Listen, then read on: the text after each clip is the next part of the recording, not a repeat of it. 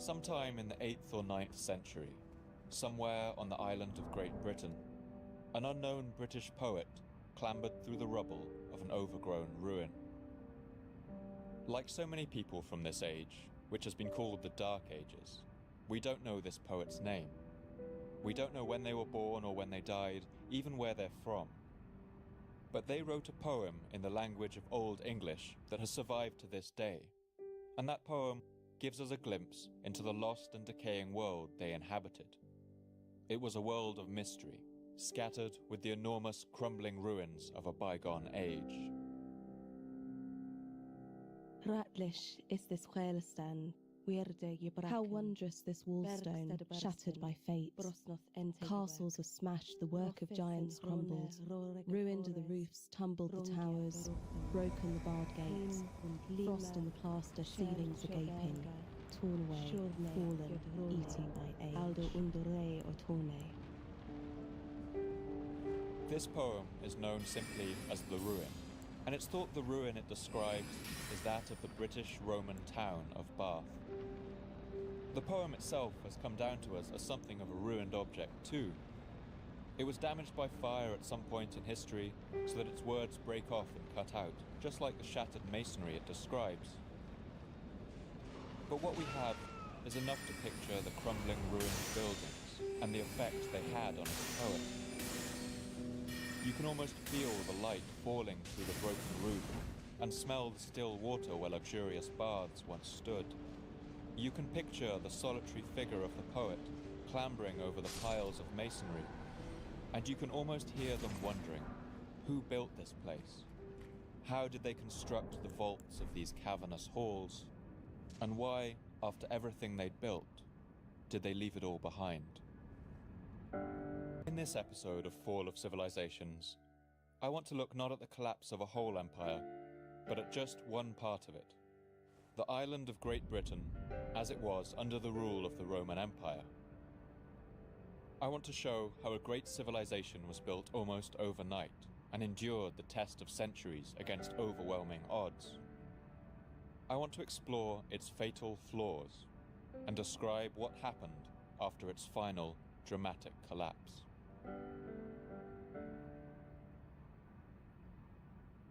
At the time the poetry of The Ruin was written, Roman Britain was already a distant memory. It was remembered as a time of giants and legends. But for nearly 4 centuries until its fall, Britannia had been one of the Roman Empire's most enduring possessions.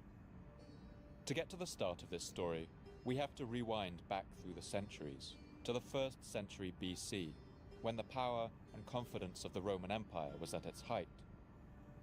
This was the very twilight of the period we call the Roman Republic. And in this period, Rome was still a kind of democracy. While power was concentrated in the wealthy and landowning classes, Rome did hold elections, and the power of the Senate acted as a check on the might of its rulers. Under this system, Rome had conquered vast swathes of territory across Europe, into Greece and Turkey, and along the North African coast. Its empire was vast and constantly expanding.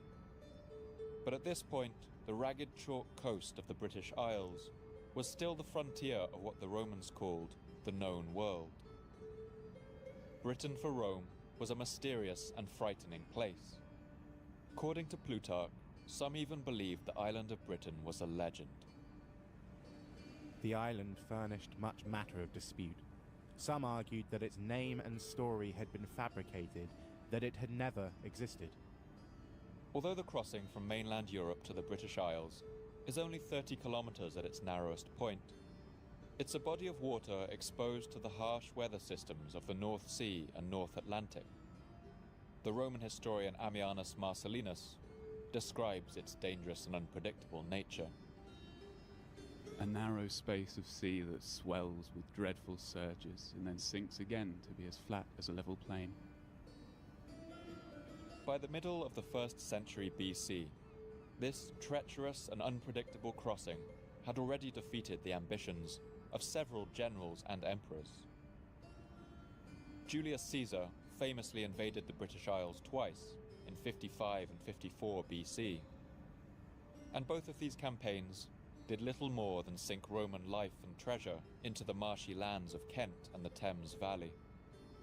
Caesar would go on to gather all of the power of Rome's institutions to himself, and he would pass Rome on to his successor, Caesar Augustus, as a dictatorship.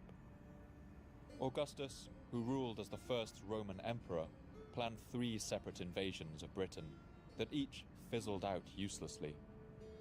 And generations later, the notorious mad Emperor Caligula even amassed a great invasion force of 200,000 men on the Normandy coast, poised to take the island of Britain for Rome.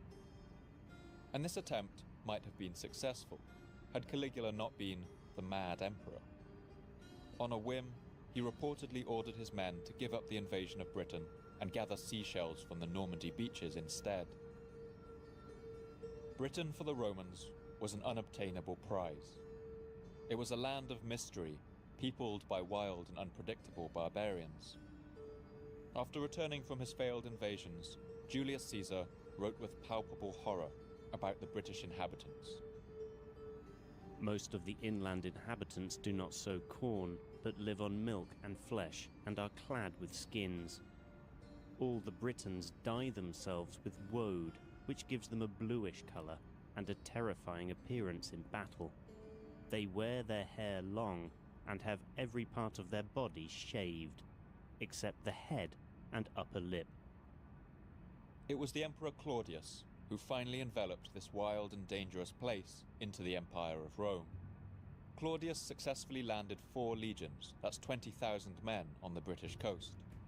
He waited behind on the continent, perhaps wisely considering the failures of his predecessors. And he must have listened eagerly as every new report came back to him, as his men landed in Kent, crossed its chalk downs and valleys, and marched north to the river estuaries of the Thames. There, an enormous mass of British fighters awaited them. The battle went on for 2 days, an incredibly long battle in an era that was mostly characterized by short and brutal confrontations. And after a fierce resistance, the British forces retreated to the banks of the River Thames. The Romans followed, wading and swimming through the marshes of Essex, using their engineering expertise to build bridges across the swampy ground. And after a final bloody clash, British resistance was crushed. It wasn't until victory was all but assured that the Emperor Claudius himself arrived on British shores. Famously, he brought with him a terrifying symbol of Roman power, a tamed war elephant brought from Africa. To the poor Britons witnessing the arrival of their conquerors, the sight of this animal, the heavy thuds of its footfalls and the rattling of its mighty chains must have ended any thought they had of successful resistance.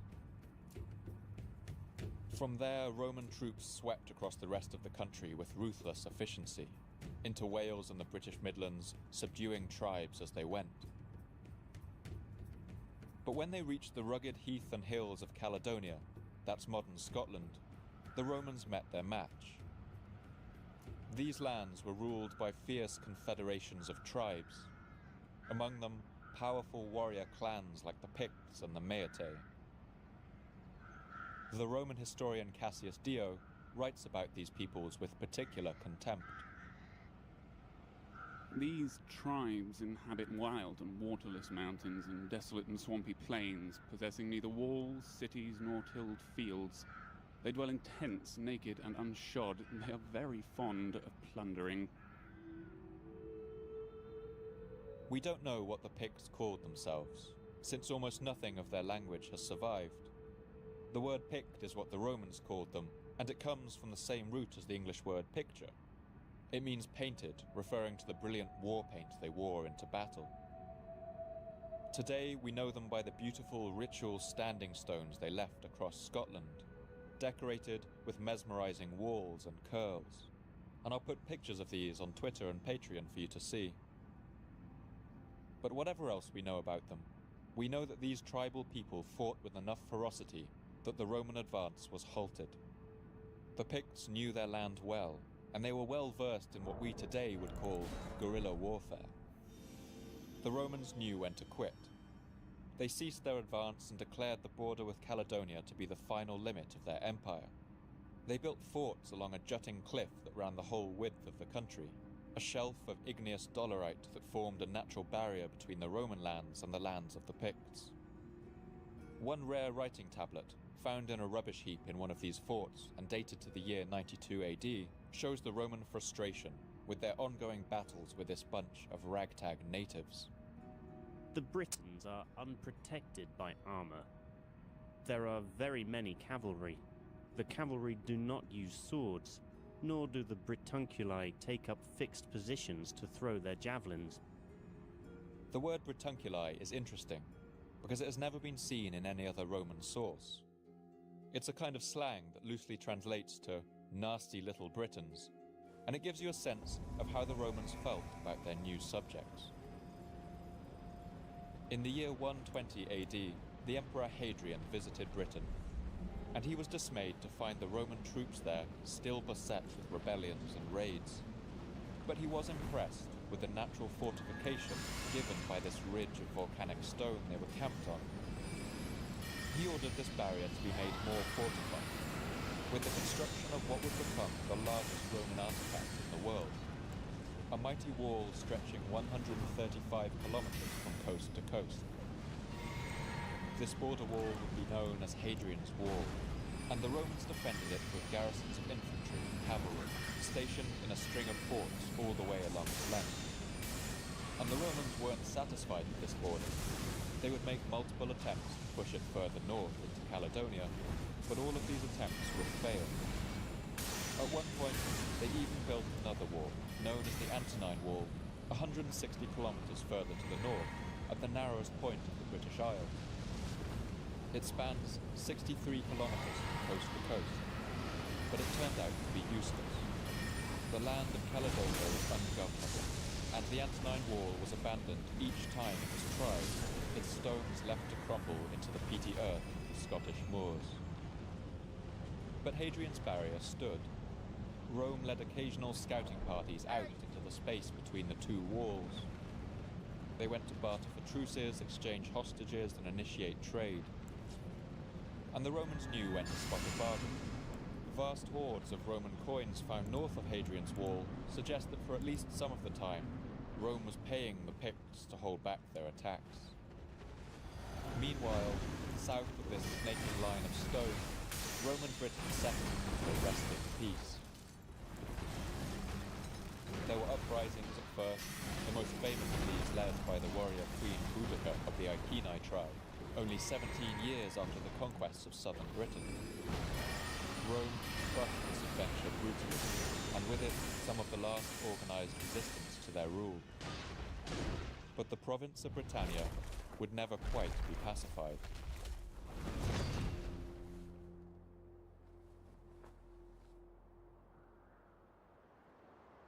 Everyone knows that old saying that Rome wasn't built in a day. But in Roman regional capitals like London and Colchester, these cities really did seem to go up overnight. If you compare Singapore or Dubai to photos of those cities in the 1980s, you might get a sense of how it must have felt to live in London in the decades after the Romans arrived. A small, marshy fishing town suddenly transformed in the space of only a few decades into a glittering metropolis. Despite their colourful pantheon of gods, the real religion of the Romans was the religion of urbanism, the cult of the city. And they replicated the structure of Rome in every city they built. In London, Rome built an ornate forum and a theatre, enormous public buildings with marble fronts and tiled roofs, unlike anything the Britons had seen before. A new elite of Roman governors, civil servants and statesmen poured in, and their luxurious villas went up around the countryside. These residences were resplendent, with mosaics and baths, even underfloor heating. And each city they built became another hub in a network of roads along which imperial commodities moved. Urban Britons could now enjoy incenses and perfumes, amphoras of wine and red gloss pottery from Gaul, olive oil from Spain along with pepper and spices brought from as far as India. In exchange, Britain supplied precious metals to the Roman world, gold and silver as well as lead and iron. Perhaps most importantly, the shores of Cornwall and Devon were a rich source of tin, a rare metal in the ancient world that was crucial for making bronze. But despite these benefits, Britannia was always a costly possession.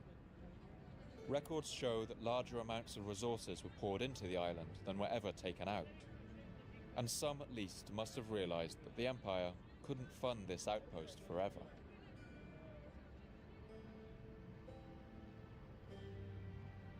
Part of the cost of holding Britain as a colony was due to its countryside, a hotbed of rebellion. Native Britons lived in small villages of timber, turf-walled roundhouses that dotted the land. And here, tribal loyalties held greater sway than any loyalty people felt to their Roman governors. A good way to think about the situation is to look at the recent occupation of Iraq by the United States, Britain, and their allies. In Roman times, fortified green zones went up across Britain too, walled compounds where foreign administrators poured in to enforce the new structure of imperial society. Tomb inscriptions from York show imperial officials coming from as far as Africa, France, Sardinia, and Greece. A rotating cast of governors came and went too. These figures often stayed in their post for only 3 years or so, and none of them were native to Britain. And although we don't have complete records, there's also no evidence of native Britons ever rising to the social rank necessary to govern. This is a situation quite different to other Roman colonies like Gaul, where Rome made some effort to bring indigenous people on board with the imperial project. So while some Britons might have felt the material benefits of Roman rule, it seems they never really felt part of the shared destiny that bound the rest of the empire together during its height. Perhaps partly for this reason, it seemed the British countryside was only ever one step from anarchy. This threat of rebellion from within was coupled with raids by the Picts and the Meatae on the walled northern border. And the rich traffic of trade coming to and from Europe also created a booming industry in piracy. Sea-going tribes like the Saxons became increasingly bold, braving the stormy waters of the North Sea to harass shipping, and even make incursions onto the British coast. So even in this first century of Roman rule in Britain, the pressures that would eventually crush it like a tin can began to bear in from every side. One of the key measures that archaeologists use to track the cycle of peace and war in the ancient world is to look at the frequency of buried coin hoards. Put yourself in the position of a person living in the ancient world. When times are good, you feel secure enough to store your silver coins or your gold jewelry in your home or in the family vault, or even in an early form of bank. But when times are bad, you can't risk that. You might bury your silver as an extra precaution, or you do so in a panic when you see the first plumes of black smoke begin to show over the horizon. And in times of mild unrest, people would come back to dig these up again later, once the danger had passed. But if the unrest is serious enough, there might not be anyone left to retrieve it. In that case, the coins remain in the ground with the dates and emperors stamped meticulously on their surface. This is bad news for their owner, of course, but it's good news for archaeologists who want to track a region's history of unrest. I'm going to pick up our story again at a point where people in Roman Britain were once again burying their coins in record numbers, right as the 2nd century draws to a close. Since the end of the Roman Republic, Rome had undergone nearly 2 centuries of constant expansion, and the constant wars on its borders had been matched by a relative peace within its lands, a period known as the Pax Romana, or the Roman Peace. But as the year 200 approached, this relative peace in the Roman Empire's interior was beginning to shatter. plague had ravaged Rome's lands, a devastating disease brought back from the east by soldiers on campaign. It killed 2,000 people a day in Rome at its height, and it decimated the imperial army, leading to as many as 5 million deaths across Europe. And trouble had reigned in the political world as well. Since the time of Julius Caesar and his successor Augustus, the Roman emperor had been a dictator with supreme power. The Senate and judiciary were nothing but agents of his command, rather than representing any kind of popular will. And wherever absolute power exists, there are always men who will risk everything to claim it.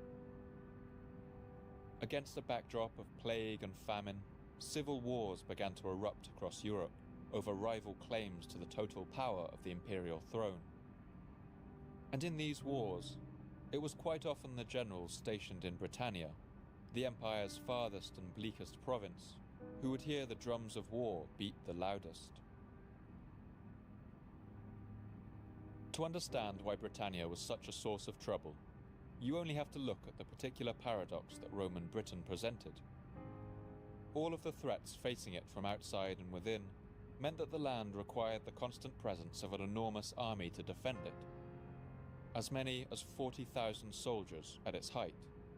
That's about 1/8 of the entire imperial army, just to put that in perspective.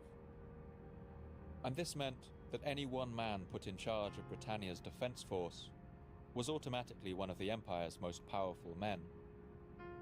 The paradox might not seem apparent at first, but this was one of the fatal flaws that led to the repeated humbling and the final fall of Roman Britain.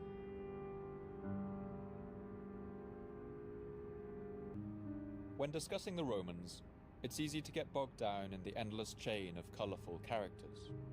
The schemers and the drunks and the zealots, the charlatans and the soldiers that leap out at us from the histories. I want to avoid getting dragged too much into relating the stories of each and every person who had a role in the collapse of Roman Britain. But I think it does help us to zoom in on some of these personalities, so we get a sense of the kind of person responsible for what happened next. And the first character in this story is a man named Clodius Albinus. That's because Albinus is one of the first generals to make what I will call the British mistake. He will be the first, but by no means the last.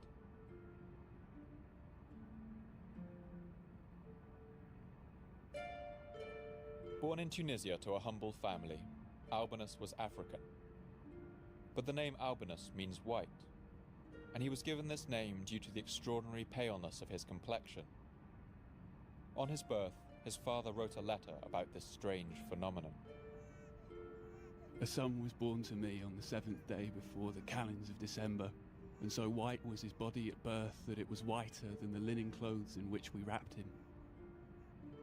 Albinus's unusual physical appearance doesn't seem to have held him back. He grew up a promising soldier and rose through the ranks of the Roman military on the basis of his skill. When he was appointed governor of Britannia, Albinus stayed for longer than many before him, and we have a good account of his physical appearance in the Historia Augusta. He was tall of stature, with unkempt curly hair and a broad expanse of brow. His skin was wonderfully white. He had a womanish voice, almost as shrill as a eunuch's. The life of governor seemed to suit Albinus, and he might have spent the rest of his life in Britannia governing well and rising through the ranks of Roman society, were it not for the events that were about to unleash blood and chaos across the wide expanse of the Western Roman Empire. The beginning of these events was the death of the tyrannical Emperor Commodus in the year 192 AD. You might remember him if you've ever seen Russell Crowe's Gladiator. And when Commodus died without an heir and left multiple claimants behind, the whole empire descended once again into chaos. This is the period that would cause the historian Cassius Dio to write his famous lament. Our history now descends from a kingdom of gold to one of iron and rust. The name given to this time, the Year of the Five Emperors, might give you some idea of the ensuing pandemonium. These 5 claimants to the imperial throne fought and died. They burnt cities to the ground, they slaughtered vast armies, until there were only 2 credible candidates left. One of these was Albinus, the pale Tunisian stationed with his legions in Britain, who was a favourite of the Roman Senate. But the other claimant was the man sitting on the throne in Rome, the ruthless emperor Septimus Severus. Back in Britain, Albinus gave a dramatic speech before his British legions, addressing them in that high-pitched but piercing voice. He announced that he wanted to restore the ancient democratic power of the Roman Senate, a radical statement for a prospective ruler to make. Albinus's soldiers cheered him, and they announced that he was the only emperor they served. It was a clear declaration of rebellion. The Senate soon sent Albinus messages of support, and with his men's loyalty secured, Albinus decided to march on Rome. He knew he would have to act decisively, and he couldn't spare a single man. He took 3 legions, every last soldier in Britain, and sailed for the mainland in the year 195. He must have been buoyed up by such a sense of destiny on that voyage, and it would have been an inspiring sight, those tens of thousands of legionaries in their bright armour, the sea thick with ships, all sailing to Rome to restore its ancient republic. But Albinus would not succeed. Despite being popular in Gaul and amassing a vast following, he was finally defeated 2 years later at the Battle of Lugdunum. It was a bloody and drawn-out affair, lasting over 2 days. Again, an excruciatingly long battle in this era. The clash involved as many as 300,000 soldiers, and for a time it looked like Albinus would win. But then the tide turned. His men began to flee the battlefield, and Albinus realized that all was lost, that all his sacrifices had been for nothing. He ran himself through with his own dagger, and the Emperor Severus wasn't kind in victory. He rode his horse over Albinus's mangled body, and then paraded his head on a pike. He beheaded his family and purged his followers. The power of the emperor as supreme dictator remained, and the Senate got quietly back into line. Albinus had lost everything, but his dash for Rome had also cost his province dearly. Over the long 2 years he had been at war, Albinus had left Britannia completely undefended, and with no garrison, the land had descended into anarchy. At this time, a huge part of Britain's economy was driven by the constant presence of a Roman army. So people employed to supply these men, to make them bread and forge them swords, repair the leather of their stirrups, all these people suddenly had no job and no way to support themselves. Local rebellions spread across the country, while outside forces raided and plundered with impunity. Picts from Scotland, Scotti from Ireland, and Saxons from the sea all combined to ravage the land that Albinus had left behind. Rome would eventually return to take back control. But even 10 years later, in the year 207, the Roman statesman put back in charge still wrote with fear about the dire situation the country faced. Barbarians there are in revolt, overrunning the country, carrying off treasure and destroying most things. So that's the heart of what I'm calling the British mistake. The paradox is that any sufficiently large force able to occupy Britain also presented an irresistible temptation to its commander. Any force that could hold Britain could also take Rome. And so the moment the imperial crown was up for grabs, Britain's governor would pile all his soldiers onto ships and march on the Eternal City, leaving Britain undefended. The Emperor Septimus Severus, soon after trampling Albinus's body beneath the hooves of his horse, sailed to Britain to ensure that never again would another challenger arise. In response to attacks from the north, he led a huge army into Scotland to drive the attackers back into their lands. But Severus didn't have Albinus's way with the native Britons. It seems this ill-conceived adventure achieved nothing, and Septimus Severus returned to Rome with the border exactly where it had always been. But for good measure, he split the province of Britannia in two to limit the power of any one governor. But it wouldn't last. For Roman Britain, the clock was ticking, and although Albinus was one of the first generals to make this mistake, he was far from the last.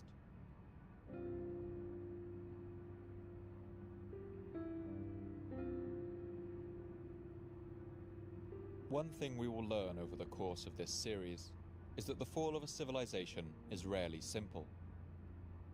Roman rule ended in different parts of Britain at different times and under different circumstances. It came along with the collapse of Roman authority across Western Europe, and this occurred after the time of Albinus, a 50-year period called the Military Anarchy. This era saw at least 26 claimants contest the imperial throne. Incessant civil wars and rampant inflation crippled the Roman economy, and German tribes made incursions into the empire's territory. It seemed like 1,000 different pressures rained down from all sides. And in all of this, despite the Emperor Severus's measures, Britain would remain a fertile staging ground for rebellion. In the year 260, for instance, a Roman commander called Postumus staged an insurrection that carved Britain and Gaul away from the empire for 10 years before it was retaken by Rome. A quarter century later, in the year 286, a Roman naval commander called Carausius, a common man who had risen through the ranks, declared himself Emperor of Britain and ruled for 7 years before being overcome himself. And it wasn't all a history of failures. In the year 306, the man who had become known as Emperor Constantine the Great was crowned emperor in York. He successfully marched on Rome, and although he spent the next 20 years fighting rival claimants in a series of bitter civil wars, he was ultimately crowned emperor over both the Eastern and the Western Roman empires. For much of the 3rd century, Rome was at war with itself, and the events of this time changed the empire forever.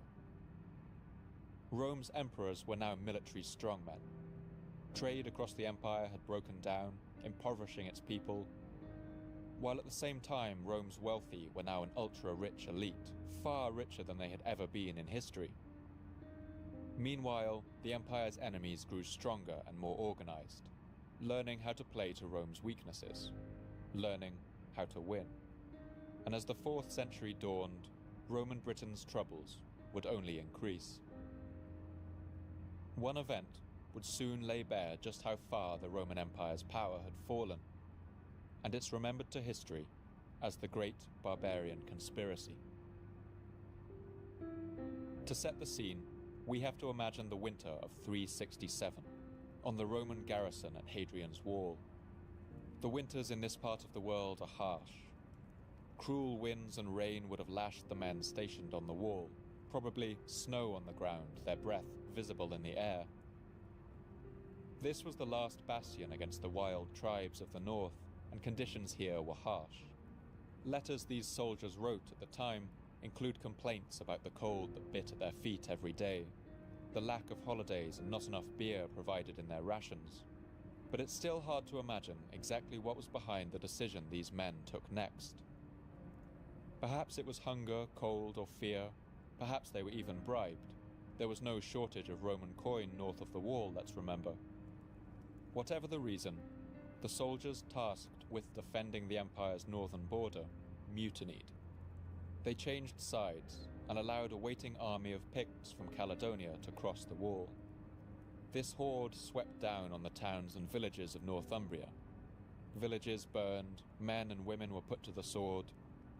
But before the Romans could send the usual reinforcements to quash this invasion, something astonishing happened. Immediately, waves of tribesmen of the fierce Atticoti from the Outer Isles, Scotti from Ireland and Saxons from Germania began to land on Britain's coasts. At the same time, parties of Franks and Saxons landed on the mainland in northern Gaul. And these didn't seem like random attacks. They seemed to be coordinated raids, like nothing else the so-called barbarian tribes had ever attempted before. They completely overwhelmed the Roman defences. Everywhere, Roman towns burned, cities were sacked, and amid the chaos, slaves escaped, and whole units of soldiers deserted in terror. All of these gathering together into bands that roamed the countryside, resorting to theft and murder to support themselves. The historian Ammianus Marcellinus paints a scene of pure chaos.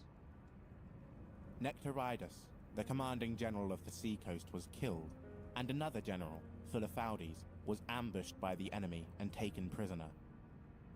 The Atticotti, a warlike race of men, and the Scots were ranging wildly and causing great devastation, while the Gallic regions were harassed by the Franks and their neighbours, the Saxons, with cruel robbery, fire, and the murder of all who were taken prisoners. For 2 whole years, anarchy ruled in northern Europe, until Rome sent its best general, Flavius Theodosius, to march on the roaming barbarian bands. Theodosius defeated some in battle, and he offered an amnesty to others. Order slowly returned to the region, but the damage was done.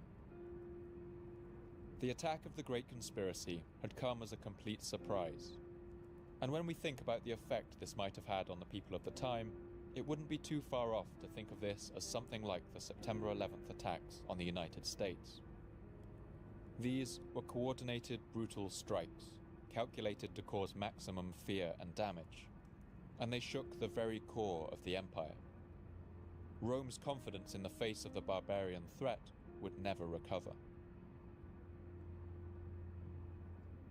The empire's reduced ability to protect itself was one factor in the collapse of Roman Britain, but it was only one of many. Britannia's economy had been in decline for decades, with reduced trade to other parts of the empire disrupted by the century of civil wars, by barbarian invasions and piracy on the sea. Pottery produced in Britain began to drastically reduce in variety and decoration around this time, and iron production in the south plummeted. Whole kilns were abandoned and the price of iron skyrocketed. Around the year 350, the Roman sewers in Canterbury started clogging up, and no one bothered to clear them. A thick layer of silt also began to build up in the public baths that everywhere stood as a symbol of Roman civilization. This decline was beginning to seep into every aspect of British life. But it was one man, an ambitious and hot-headed general called Magnus Maximus, who would play a pivotal part in tipping the land over into its final fall. It's often said that history repeats itself. We're told that if we study its lessons, we can avoid making the same mistakes twice. But I think that happens a lot less than people realize. Events are so complex that nothing ever really happens the same way twice. Hey. But just occasionally in the flow of history, you do get these eddies and whirlpools, where it really does feel like people keep doing the same thing over and over, like the rerun of a movie we've seen before. And if Magnus Maximus had been a reader of history, if he had read the story of that previous governor of Britain, Albinus the White Tunisian, and his ill-fated march on Rome, he might have done things a little differently as the 4th century entered its final decade.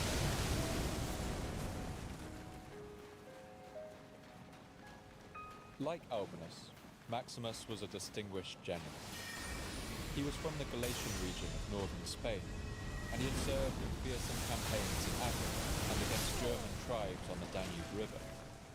He had also been among the army of Flavius Theodosius, which had returned order after the events of the Great Conspiracy. That didn't happen. Maximus was also interesting for being a devout Christian, a religion that was outlawed in the Roman Empire only one lifetime before. Maximus was assigned as the governor of Britain in the year 380, and in his first year he faced down an army of Picts and Scots that had overrun Hadrian's Wall, perhaps emboldened by Rome's recent weakness. After crushing this threat, Maximus celebrated by building a huge church on London's Tower Hill. But like other governors of Britannia before him, Maximus had ambitions greater than simply commanding a garrison in the Empire's wettest and windiest dominion. For the last decade of his life, Maximus had watched from afar as an incredibly unpopular emperor had sat on the imperial throne. This emperor was a young man named Gratian, and he is one of these particularly colourful characters that leap out of the Roman histories. Gratian loved to hunt, and bizarrely he spent all his time in the company of a band of Scythian archers. These were men from beyond the Danube River, outside the bounds of the Roman Empire. That is, to the Romans, they were barbarians. The young emperor loved the culture of his Scythian friends. He even used to appear at court dressed in the full, traditional garb of a Scythian warrior, an ornately patterned overcoat and furs. And the Roman people seemed to tolerate this eccentric emperor for a while. But in the year 378, Rome would suffer a horrifying blow. The Emperor Valens, who ruled over the eastern portion of the empire, had brought a massive army of 30,000 men to crush a rebellion of Goths and Huns barely more than 10,000 strong. Confident in his coming victory, the Emperor Valens attacked them without waiting for reinforcements. These Goth rebels stood and fought, and astonishingly, they won. The Emperor Valens was killed along with 20,000 of his men, and his body was never recovered. This loss shook Rome to the core. Barbarian armies were now causing havoc across Rome's eastern territories, flouting the authority of the empire. And suddenly, the Emperor Gratian dressing up like a barbarian didn't seem quite so acceptable. The people of Rome turned on him, and around the empire, all other claimants to the throne sensed their chance. They began to gather their armies. And once again, the British paradox came into play. The hot-headed zealot Magnus Maximus, just like Albinus before him, commanded a vast army in Britain, and he, like his predecessor, resolved to march on Rome. Just like Albinus, he knew he couldn't spare a single man. He took the entire Roman garrison of Britannia, piled it onto a fleet of ships, and set sail for Gaul in the year 383. With Maximus on his way to Rome, Britain was once again left undefended. We can never know if any of Maximus's advisors told him about the story of Albinus, the pale-skinned Tunisian who had marched on Rome.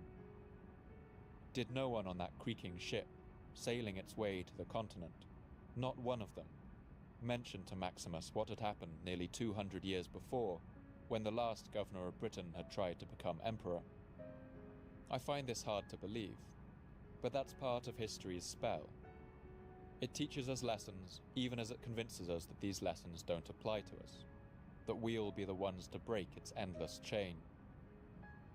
For Maximus at least, nothing mattered to him except reaching Rome and seizing the purple robes of the emperor for himself. And the zealous Maximus did seem to be blessed. Everywhere he went, legions that were sent to fight him instead joined his cause.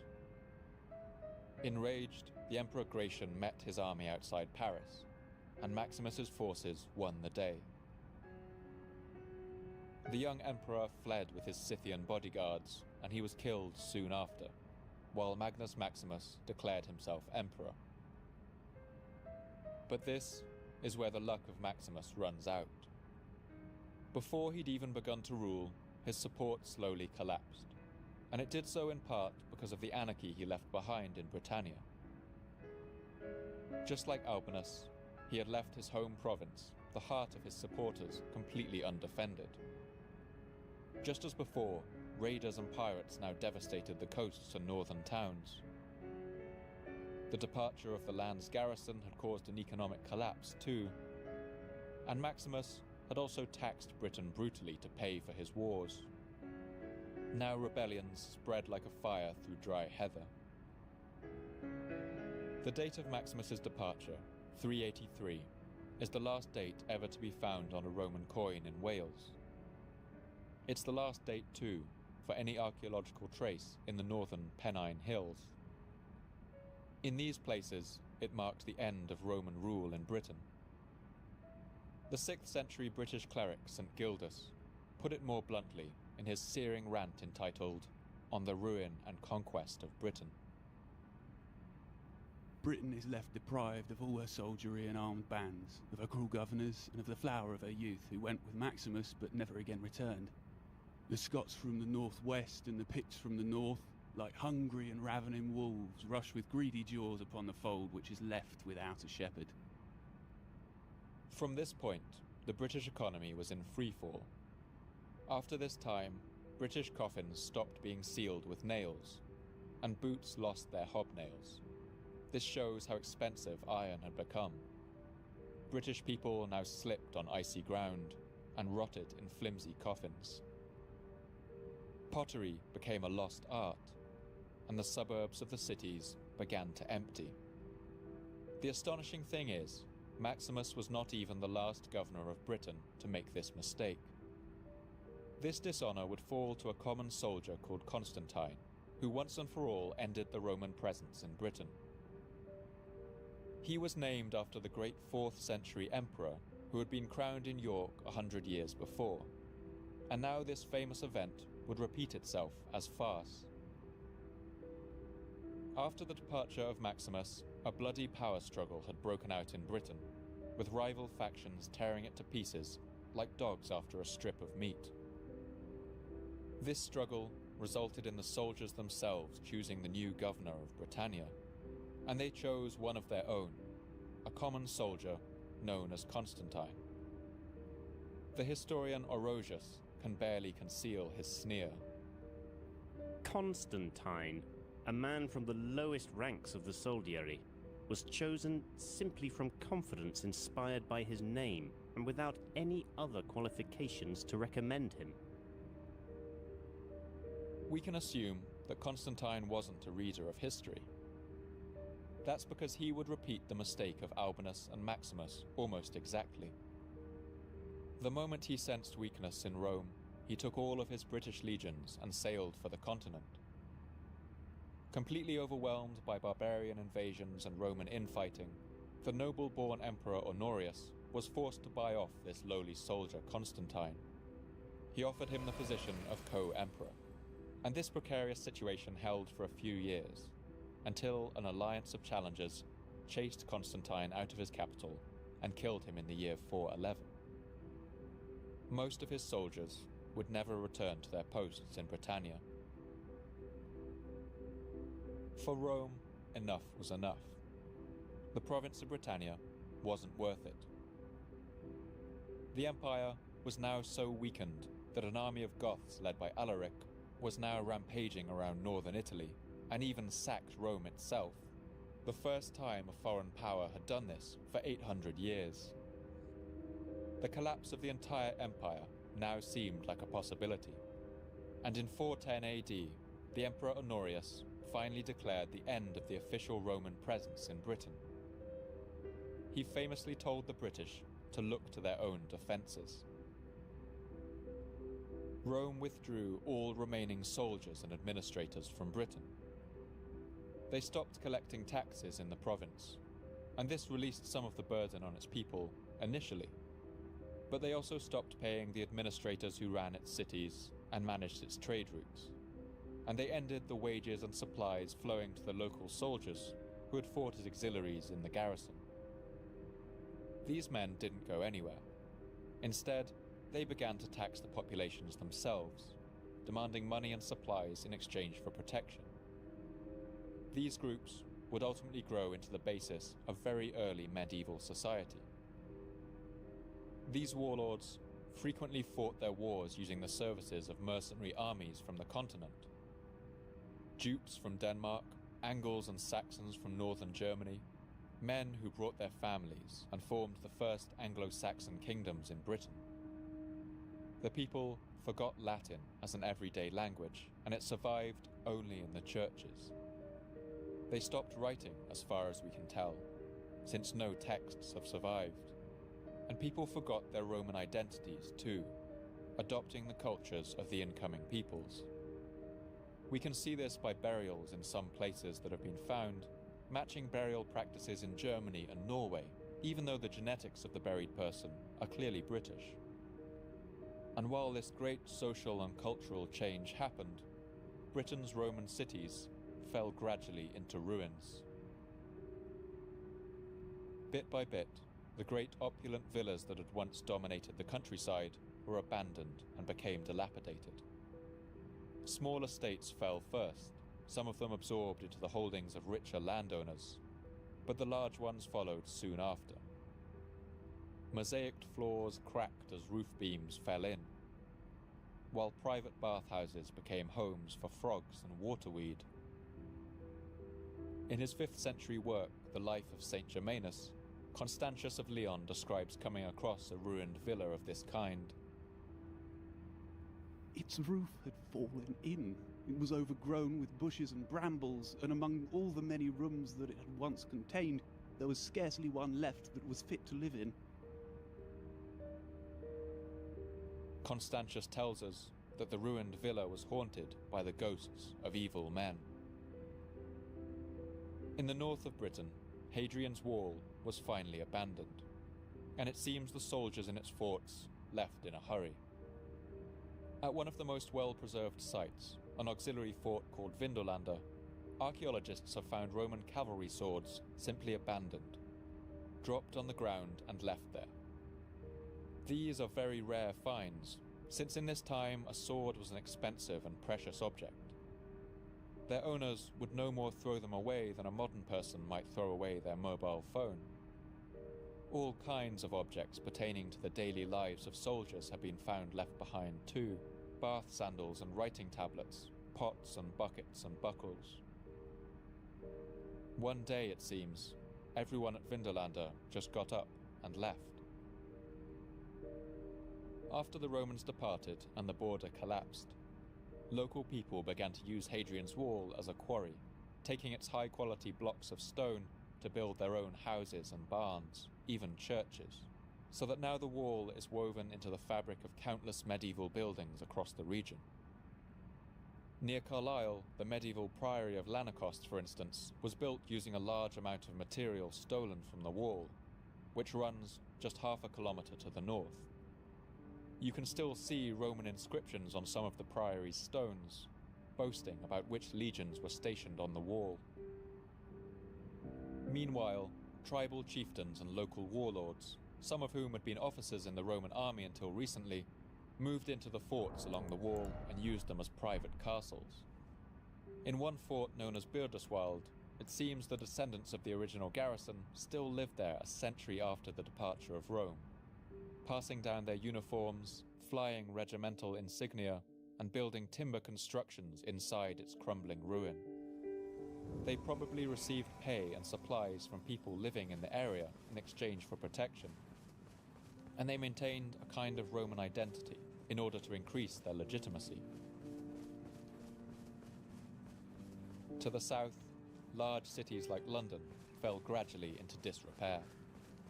Trade at London's port had been slowing over the past century, but now it finally stopped altogether. Its suburbs turned into wasteland, or were tilled for farming. The large church built by Magnus Maximus on Tower Hill burned to the ground, and it seems people lacked either the knowledge, the resources, or the will to rebuild it. London's great Roman Forum, too, was dismantled and quarried for stone, and its public bath was torn down. Its great basilica, which was once the largest building in northwest Europe, was also taken apart. People began to be buried inside the city limits, something the Roman authorities would never have allowed.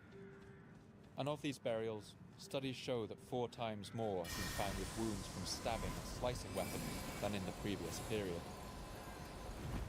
London's population of nearly 30,000 people began to drift away, back to a simpler existence in the countryside, to timber longhouses and roundhouses built of thatch and wattle.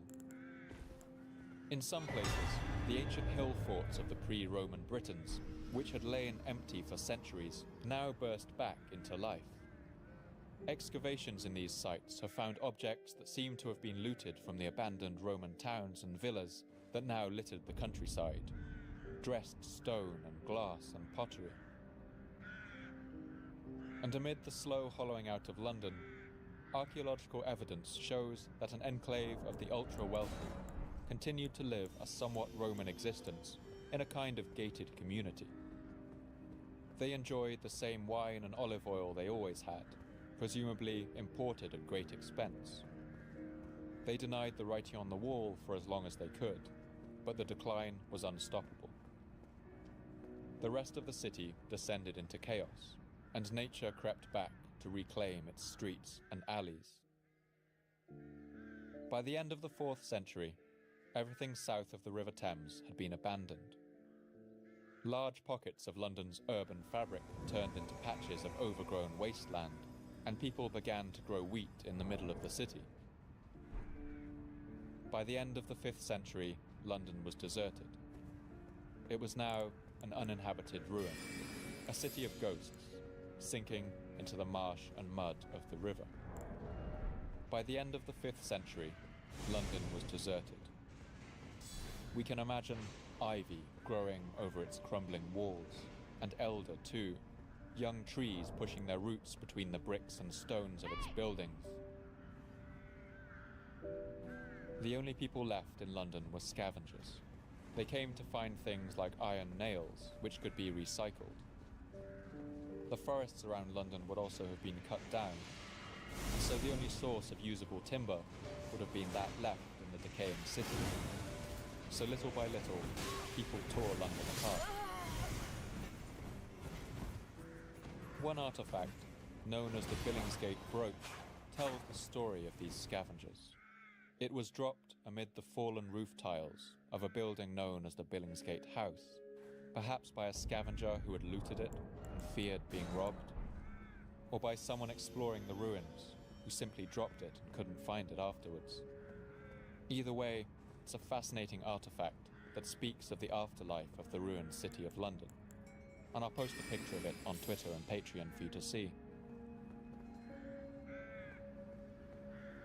And it wasn't only London that fell into ruins. In cities like Bath, which inspired the poetry of the ruin that we opened with, urban life continued in some form after the departure of Rome.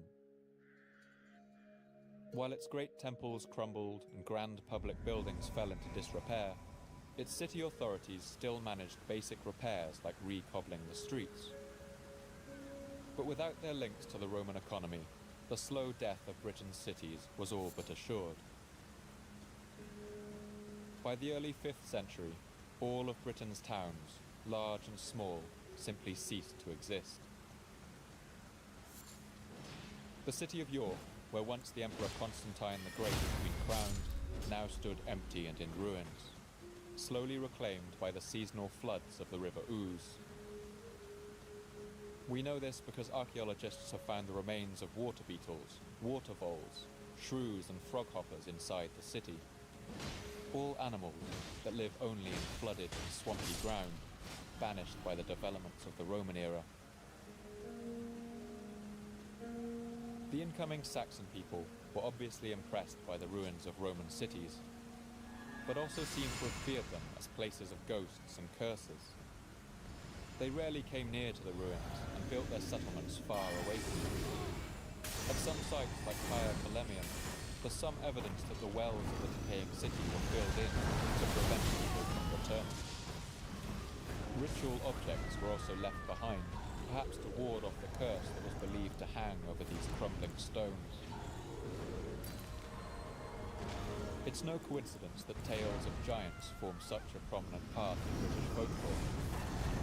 To see why, you just have to imagine the mighty temples and public buildings that were left behind in the wake of Roman rule. To people who no longer knew how to build these things, these crumbling walls, these awesome constructions of bygone centuries, must have seemed the work of a race of gods who had once walked England's rolling fields and ancient primeval forests. Perhaps to truly understand how it must have felt to live in the time after Roman rule, it's best to end the same way we started, with the old English poem, The Ruin. As you listen, think about what it must have felt like to live in this time, when the foreign occupiers who had brought so much change finally left. It was a time when it felt that history was no longer moving forward, that tomorrow would be a darker time than today. A time when all you had left to remember that lost golden age is the landscape strewn with monumental blocks of stone, the cavernous bathing pools, and the overgrown ruins slowly and unstoppably crumbling into the earth. Krungun, Kalahir, Kuman Kongabas, Swilt Alta Furnan, far and wide the slain perished, days of pestilence came. Death took all the brave men away. Their places of war became deserted places, the city decayed. The rebuilders perished, armies into the air. And so these buildings grow desolate, and the red curve moved parts from its ties of the ceiling vault. The ruin has fallen into the ground, broken into layers, where at one time shone many a warrior, joyous and ornamented, on their Spürtenberg, Braden arches. Thank you once again for listening to the Fall of Civilizations podcast. I'd like to give a special thanks to my voice actors, Jake Farrell-Mills, Jacob Rowlandson, Shem Jacobs, and a special thank you goes to Dr. Rebecca Pinner at the University of East Anglia for allowing us to hear the poetry of the ruin in its original Old English.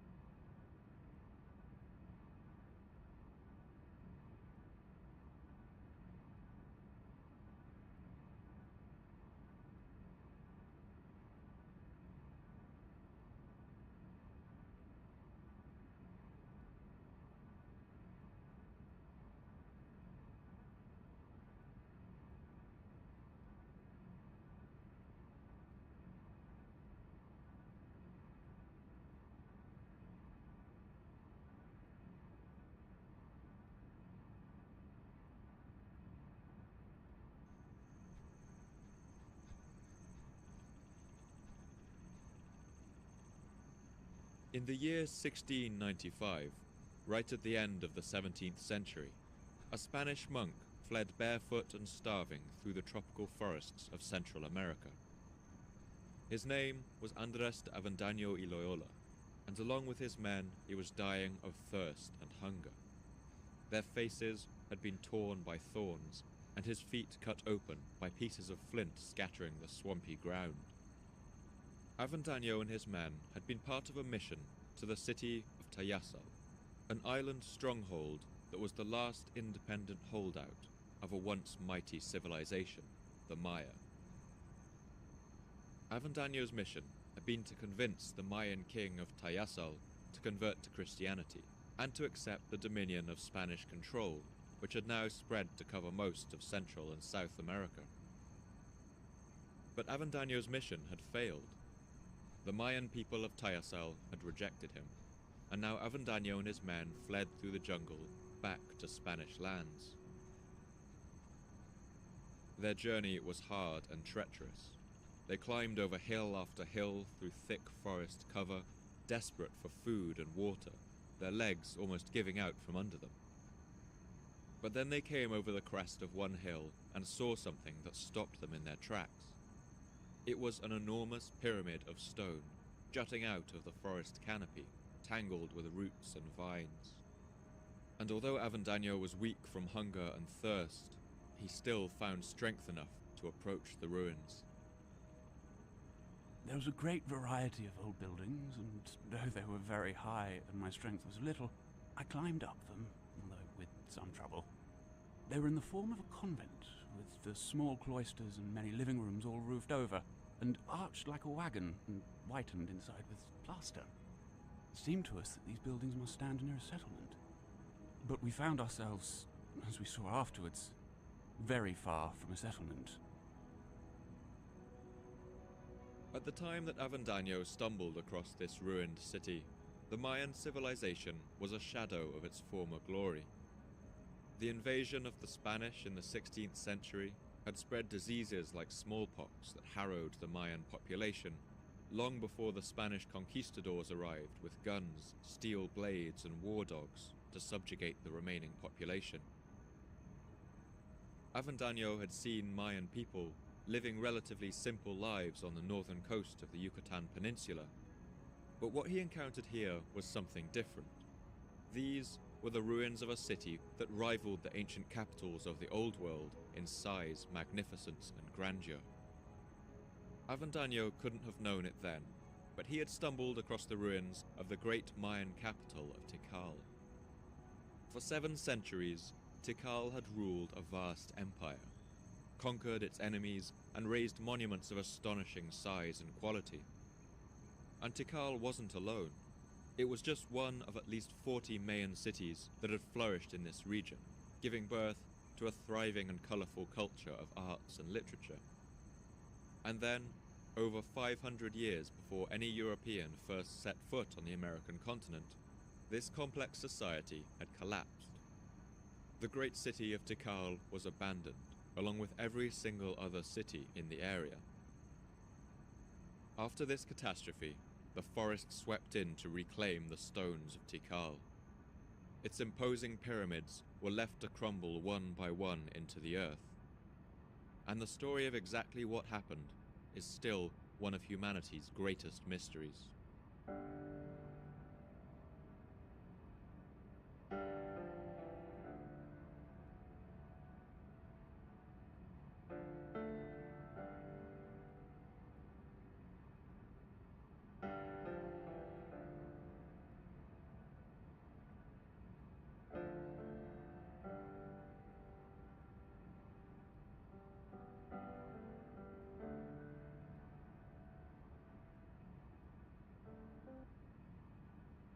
Despite Avendaño's encounter with the ruins of Tikal, the legacy of the Mayan civilization didn't really capture the world's attention until the early decades of the 19th century.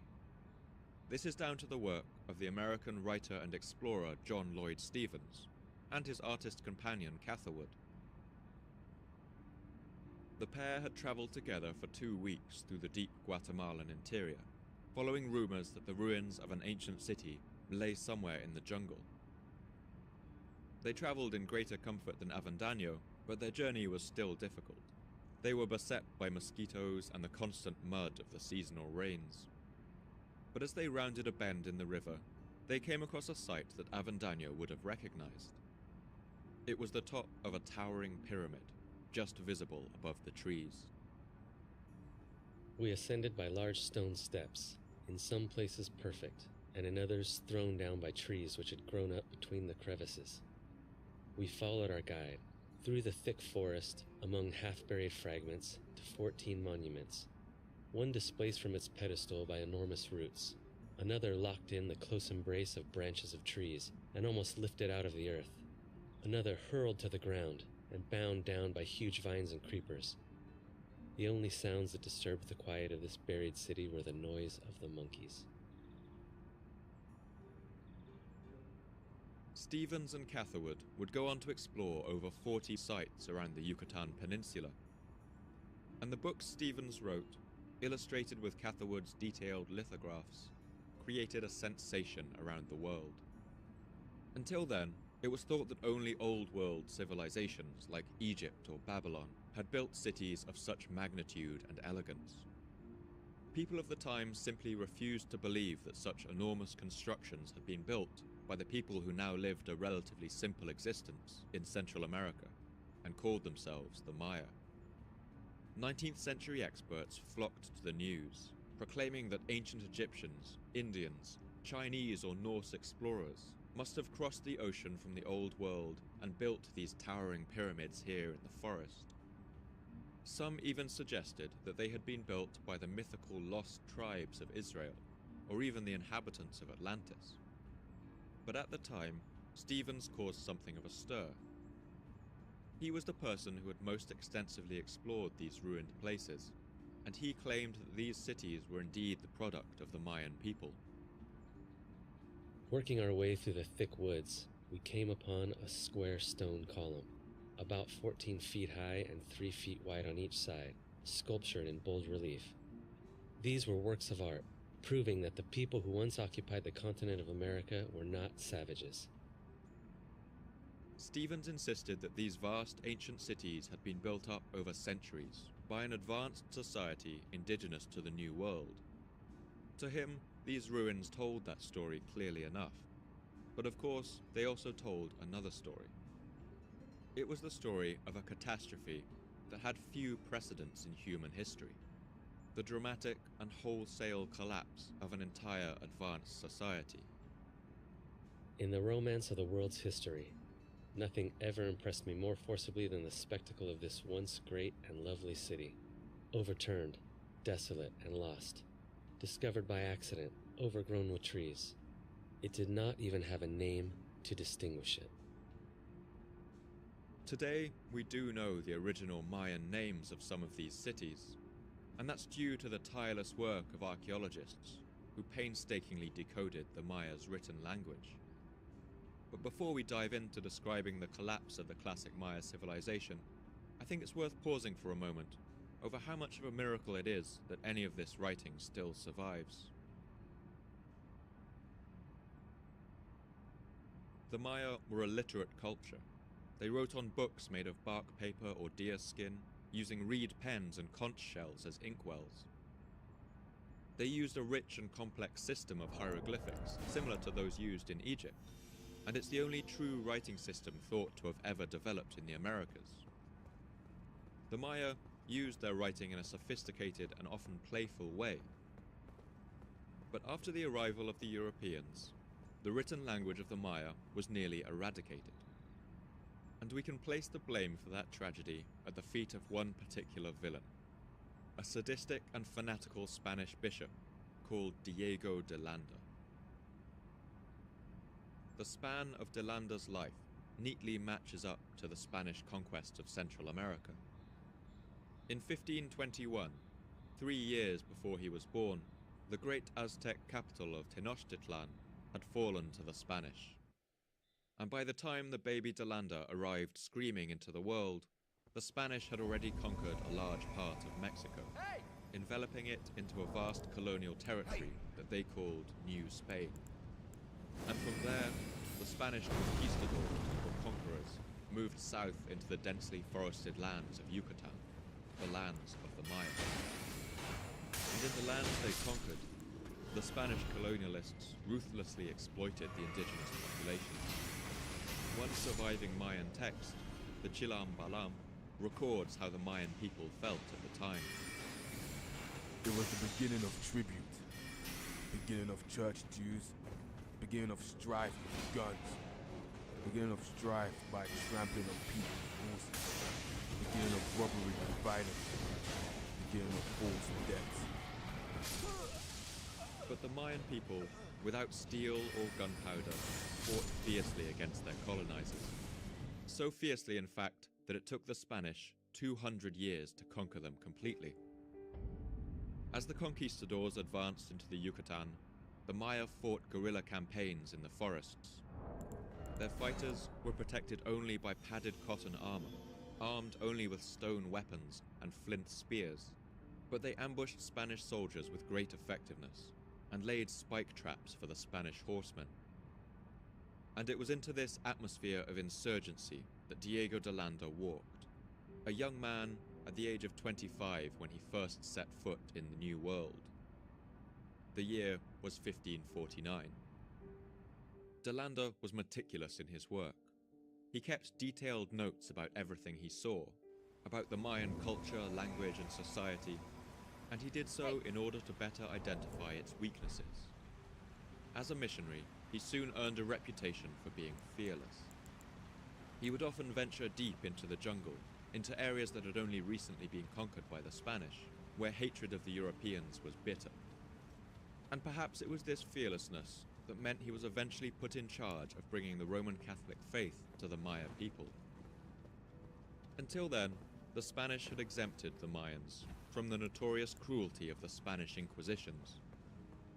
But the sight of Mayan people continuing to honor their old gods disgusted the new bishop, and De Landa soon announced the beginning of an Inquisition, the first of its kind in the New World. De Landa was brutal in his methods. He tortured countless Mayan people, hanging them from their necks as a form of interrogation.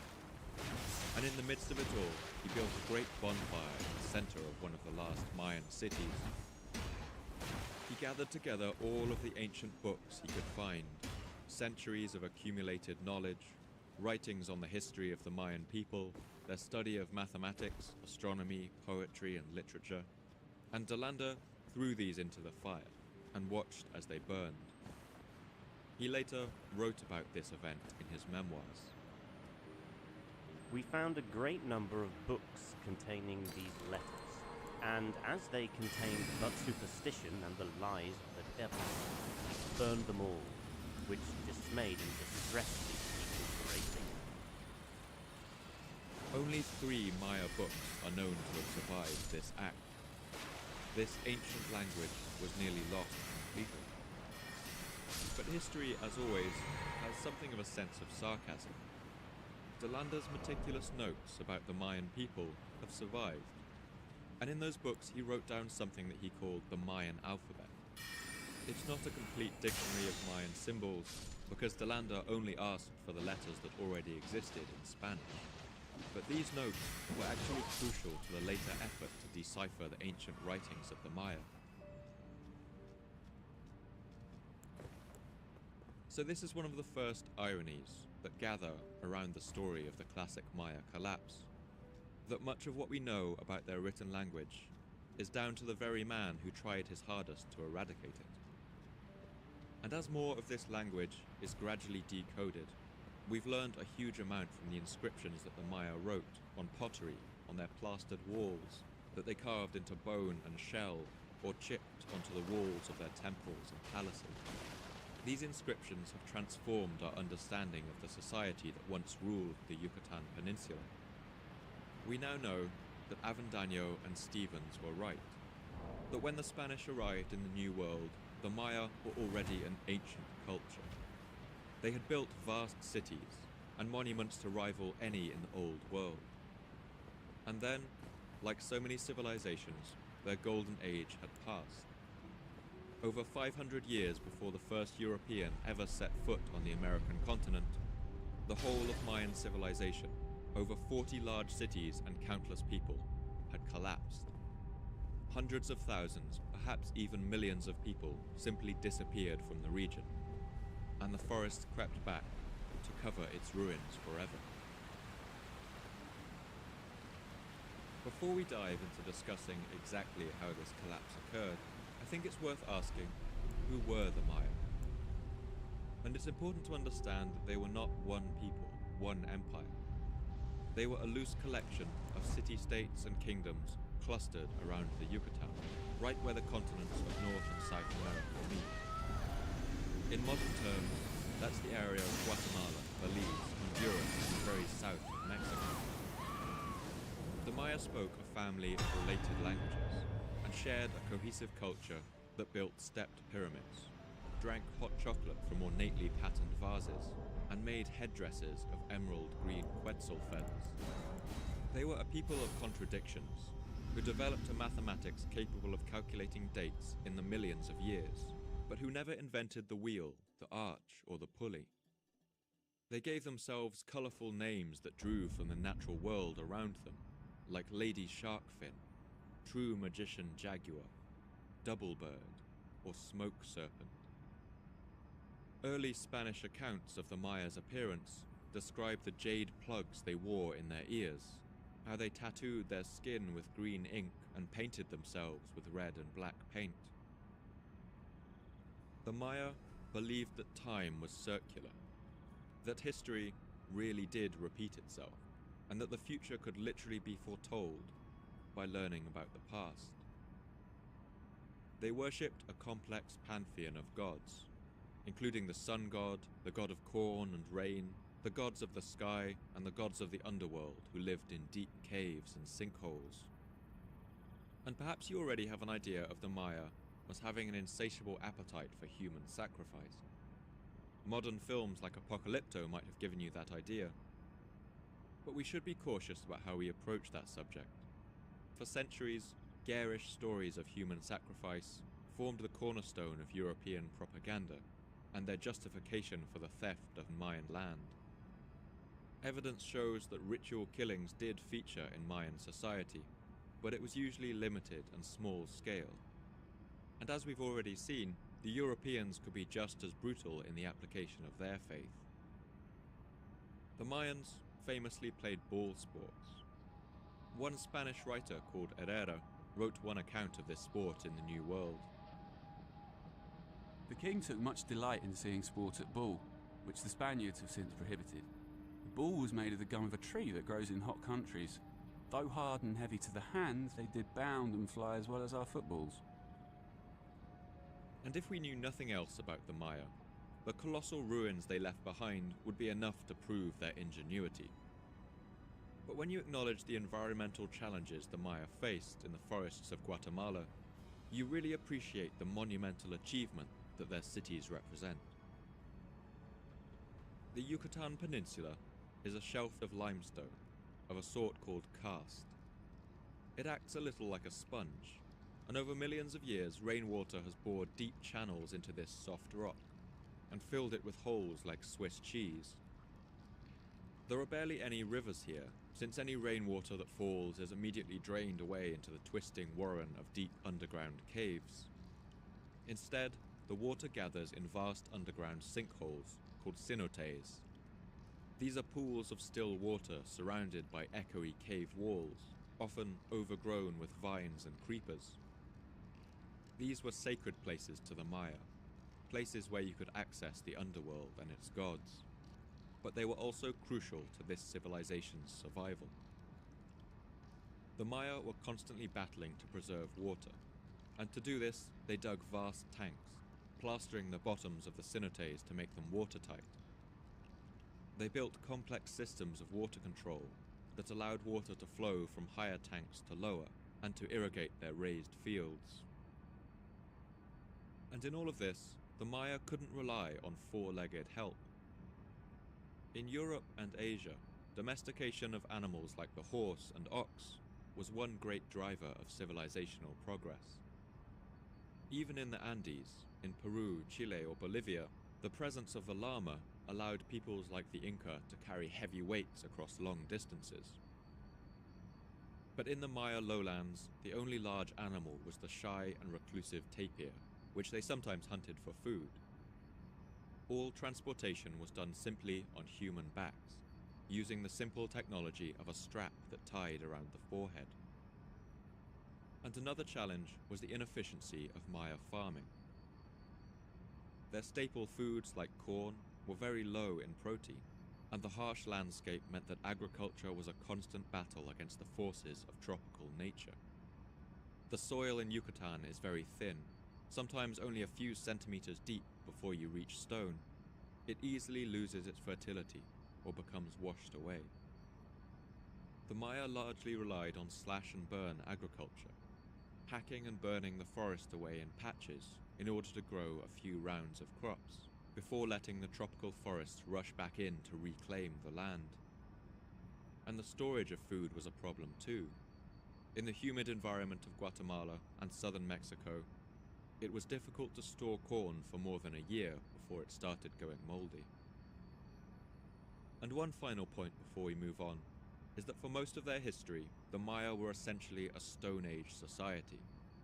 Copper working began in Mexico in the 7th century, long before contact with Europeans, but it took several centuries to work its way down to the Mayan lowlands. The Maya never worked iron or mixed copper with tin to make bronze. To cut and carve stone, they used blades made of obsidian, a kind of volcanic glass that forms an incredibly sharp cutting edge when properly worked. So every one of the great pyramids and temples you can see today was not only constructed without animals and pulleys, but also carved in all their ornate intricacy without metal tools. But despite these challenges, the Maya flourished, the only great civilization to ever arise in the midst of such harsh conditions. The earliest signs of the Mayan civilization began around the year 1800 BC, nearly 2,000 years before the beginning of the Christian calendar. From this time, Mayan people domesticated maize, beans, squashes and chili peppers, as well as the cacao bean, which they used to make a rich drinking chocolate. The inscription on one ornately patterned vase from the city of Masham, called the Vase of the Seven Gods, shows that chocolate was often drunk in celebration, and new groves of trees were planted on special occasions like the birth of a young prince. This drinking vessel for the fruit of a new grove of cacao trees. It belongs to the smooth-skinned sprout, the young boy who listened, sun-eyed Lord Jaguar, the owner of the trees. The Mayan world was essentially divided into two zones, the highlands and the lowlands. The highlands were of crucial importance to the Maya, a spine of rocky mountains covered with pine forest that follow the line of the continental shelf. In those cool hills, the Maya found obsidian and the greenish precious stone jade, which they carved into marvelous trinkets. And the highlands were also home to the quetzal, a bird with bright emerald green feathers that the Maya used to create headdresses for their kings and priests. And if you stood in these highlands with your back to the Pacific Ocean, you would see ahead of you a flat, undulating plain stretching out into the distance. 400 kilometers away, the peninsula ends at the curving Atlantic coast, broken with bays and lagoons. And it's within this basin that all the great wealth of Mayan cities rose. This was a network of societies that looked a little like the classical Greece of Sparta and Athens, or Renaissance Italy. Think of the Pope ruling in Rome, the Medici family in Florence, the Doge in Venice, different centers of power all sharing a common culture, but in constant opposition for power. In Mayan conceptions of the universe, the gods created 3 worlds previous to the current one, each of them resulting in failure. They believed themselves to live in the 4th world, and it's true that when the Mayan cities of the classic period began to grow and thrive, there had already been a number of rises and falls. But through the 3rd and 4th centuries, Mayan cities began to grow with astounding speed. And for much of the Mayan classic period, the largest and most powerful of these was the city of Tikal. When the fugitive monk Avendaño stumbled across the ruins of Tikal, it's clear why they had such an effect on him. That's because Tikal is home to some of the most spectacular ruins in the Mayan world. Its limestone temples tower up to a height of 64 meters, or 22 stories, almost as high as the towers of the Brooklyn Bridge. These temples were topped with enormous masks of the jaguar sun god, and originally painted a brilliant deep red. When making the first Star Wars film, George Lucas used Tikal as the setting for his rebel base on a moon of the planet Yavin, and it's not hard to see why. Today the ruins do look otherworldly, the tips of those ancient pyramids just peeking above the trees. But Tikal is also one of the Mayan cities whose history we understand the best. A long list of its rulers has been discovered, and excavations have uncovered the tombs of those same rulers. Archaeologists now believe that this city may have held as many as 90,000 people during its height. But to understand the history of Tikal, we also have to introduce another huge player in this region. And this player stands as a shadowy force behind much of what occurred in the Mayan world. This was the city of Teotihuacan. Teotihuacan lay over 1,500 kilometers away in the Valley of Mexico. It was a vast city of stone pyramids, today much of it buried beneath the urban sprawl of Mexico City. But in its time, it was the largest city in the pre-Columbian Americas. Teotihuacan commanded a powerful military and controlled all the crucial trade networks across the continent.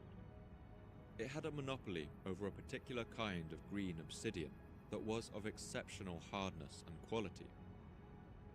In this era, it wouldn't be too far off to think of Teotihuacan as something like an early version of the United States. It was cosmopolitan and multi-ethnic, with a population estimated at 125,000 or more, which would have made it at least the 6th largest city in the world at the time. And like the United States in modern times, it was also fond of intervening in the politics of its southern neighbors. In the early centuries of the first millennium, Teotihuacan began aggressively expanding its sphere of influence, extending trade routes far south into the Mayan lands, establishing embassies in faraway cities, and spreading that shining green obsidian far into the forests of Central America. The Mayan city of Tikal came under the influence of Teotihuacan in the 4th century AD. It's not clear if this was a military conquest, a palace coup, or a diplomatic intervention, but we do know that a young ruler, Yash Nunahin, which means curl nose, rose to power in Tikal with the apparent help of this distant superpower. One stone carving in Tikal shows King Curlnose being crowned, while Mexican soldiers look on, carrying distinctive dart throwers. In the burial tomb of Curlnose, artifacts have also been found carved out of that telltale green obsidian that everywhere gives away the influence of Teotihuacan.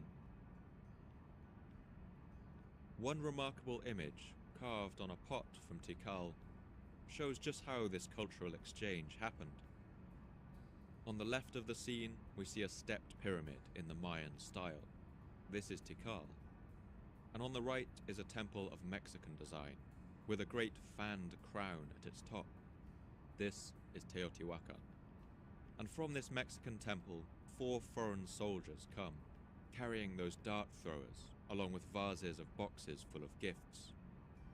In the center, they build a temple together that has stepped sides like the Mayan temples, but a fanned crown on top like the Mexican. It's a clear image of collaboration and partnership, and might even show the construction of an embassy in Tikal. Is this harmonious image an accurate portrayal of the situation? We don't know, but under the influence of Teotihuacan, Tikal grew in wealth and power until it was the most powerful city in the Mayan world. Its empire at its greatest height contained a population of 500,000 people. One useful hieroglyphic in the Mayan system is one called Yahoo. It means his lord. And when we see it in the inscriptions of one city talking about another, we know that this city has been subjugated. The other city has become their Aho, or lord. Around the time that Tikal started its partnership with Teotihuacan, its neighbors began using this phrase to describe its kings. Tikal's soldiers fanned out across the Mayan world, armed with weapons made of that green Teotihuacan obsidian, and city after city fell under its banner. It was the beginnings of a true empire, and for a while it looked like Tikal's plan to rule the Mayan lowlands might have worked. That is, were it not for one very important thing in their way. That's their great rival, the city of Calakmul. Calakmul was a city with a very distinctive character.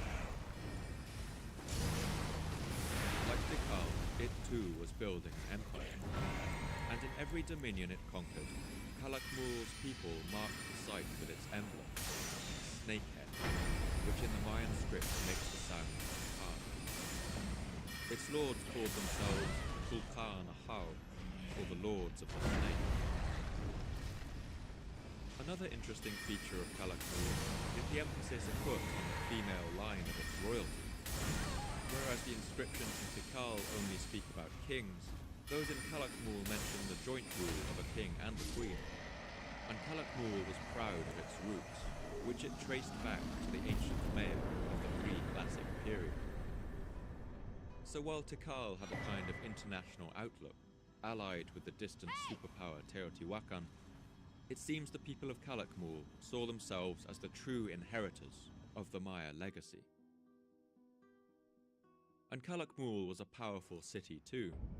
It was surrounded by a complex system of canals, and its many buildings are tightly packed, clustered like the skyscrapers of a modern city. But in the early centuries of the classic period, Calakmul was outmatched by the might of Tikal, swollen as it was by the riches of Teotihuacan. The rulers of Calakmul, the so-called Lords of the Snake, must have calculated that the only way to challenge the supremacy of Tikal was to outplay them in the game of strategy. Calakmul set out on a centuries-long game of chess with their rivals. They slowly gathered the small states that surrounded Tikal into a network of allies, threatening Tikal's trade routes and supply lines, slowly suffocating it. It was a kind of Cold War, and for this reason, the snake stones carved by Calakmul are by far the most numerous of all the Mayan city-states. They appear right across the Mayan world, and often in places that for Tikal would have proven pretty inconvenient, threatening their trade routes and menacing their farmland. And the strategy, although slow, was a success. From the second half of the 6th century AD, Calakmul gained the upper hand. The distant power of Teotihuacan fell under mysterious circumstances, and now Tikal was left all alone, surrounded by its enemies. But it wasn't until the rule of one particular king, a man known as Double Bird, that Tikal's fortunes would really take a turn for the worse. Double Bird seems to have been particularly bad at the game of politics, and we know this because his actions would lose the city of Tikal, one of its key allies in the region, a city known today as Karakol. Karakol was once one of Tikal's underlings. As part of its service, it would have paid tribute in the form of food and valuables. It would have sent soldiers to fight for Tikal in its wars, and workers to build its temples. And at least in the year 553, that's what Karakol still was. But it's possible that the forked tongue of Calakmul was already beginning to erode this alliance. In any case, the king of Tikal, Double Bird, wouldn't help matters. I have to stop here for a moment and point out that we understand very little about warfare in the Mayan world. The Maya often undertook low-level skirmishes, and their wars seem to have served a largely ceremonial and symbolic function.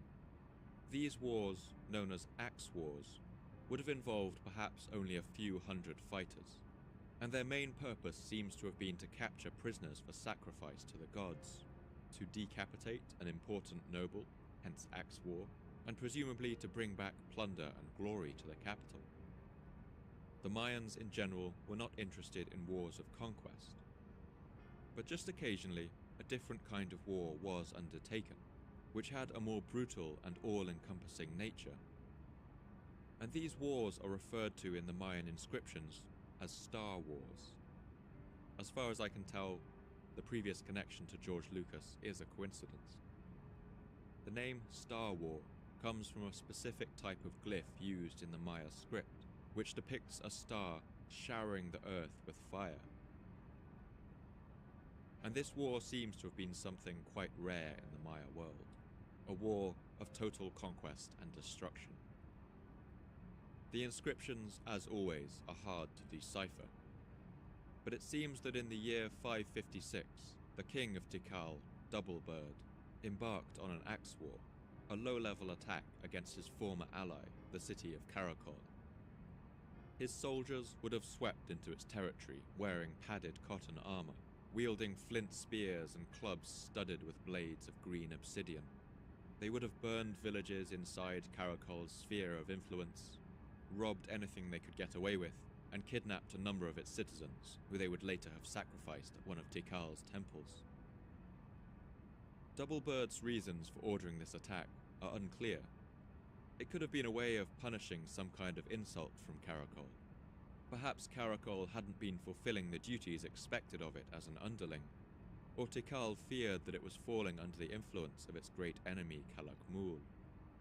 Whatever the reason, the rulers of Karakol didn't take this axe war in good humor. In retaliation, they announced the beginning of a true war, a star war, against their former masters in Tikal. We can assume that Kalak-Mul gave every help it could to Tikal's enemies.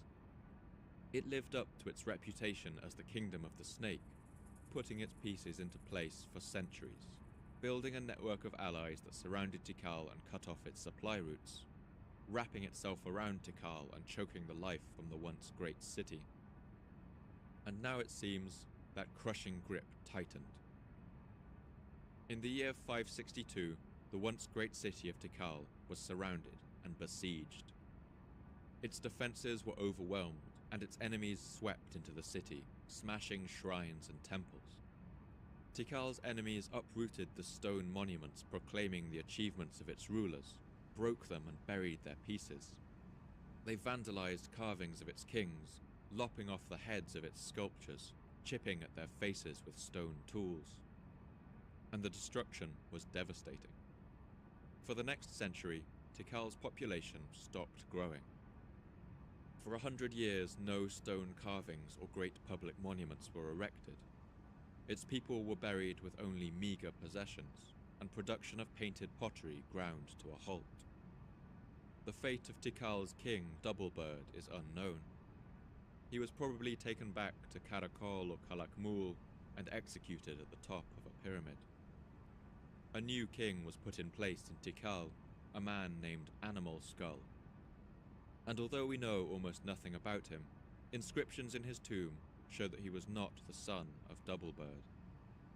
For the next century, Kalak-Mul and not Tikal would rule the Yucatan. But this great Mayan rivalry would go on. Tikal would regain the upper hand and then lose it. Wars between the two cities' allies would blaze on for generations. But it wasn't war that caused the collapse of the Mayan world, at least, not entirely. To get to the root cause of this collapse, we will have to look at how Mayan society structured itself, the fatal flaws built into its civilization, and the tensions and conflicts that would ultimately tear it apart.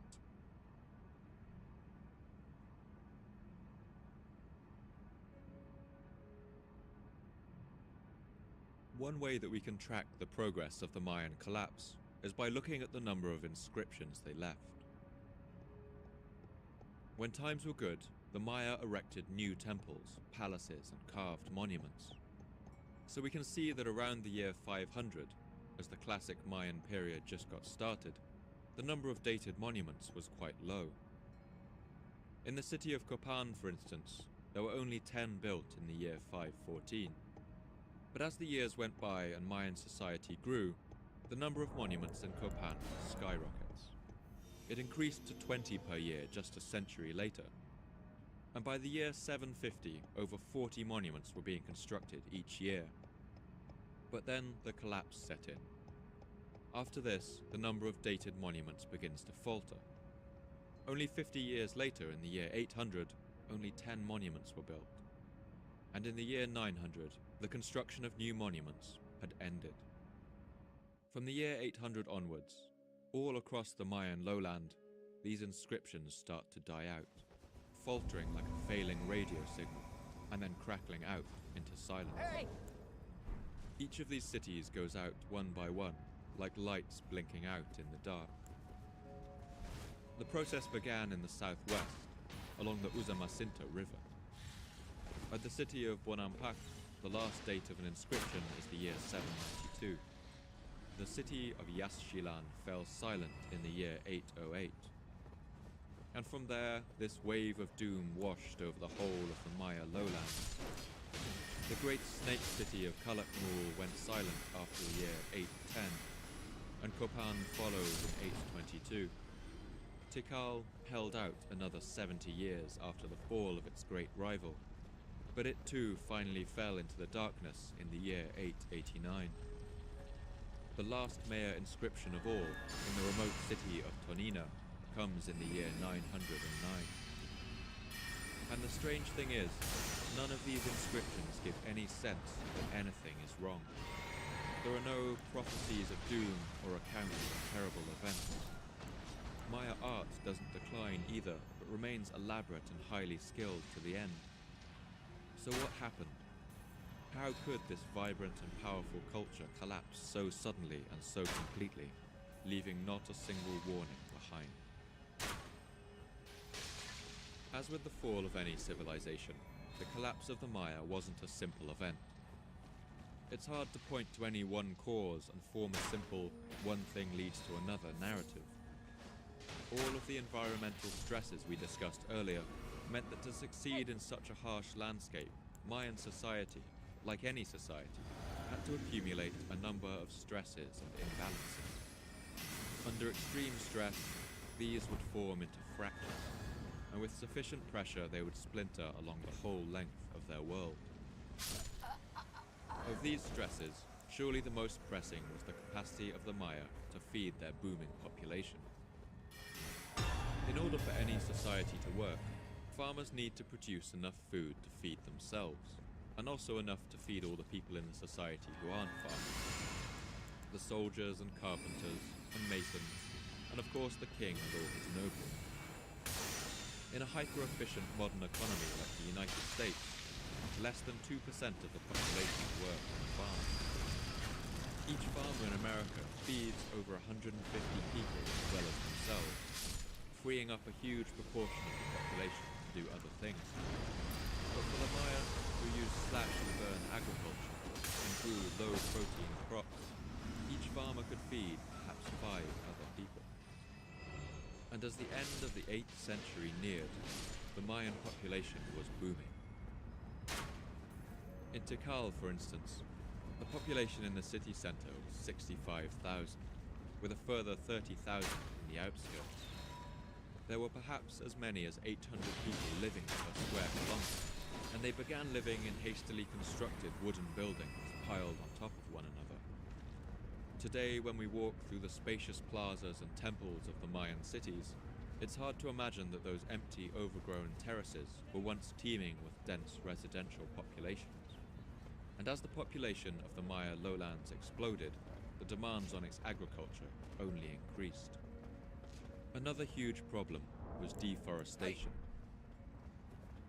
Because of what we've seen of the overgrown ruins of Mayan temples, we have a romantic idea of the Maya as a people who lived out their lives beneath the jungle canopy. But by the end of the Classic period, the Maya lowlands had been more or less completely deforested. Studies of pollen samples found in lake beds and swamps in the region show that by the end of the 8th century, hardly any forest remained in the Yucatan Peninsula. The Maya had cut down the trees not only in their cities, but between them as well. So if you stood on top of one of the great temples of Tikal or Halak Wall around the year 800, you wouldn't see the thick forest canopy you see today. You would have seen houses and streets stretching out in every direction, and beyond that, people toiling in the fields. The Maya used some trees for construction, especially the extremely hard wood sapodilla, which is naturally resistant to termites.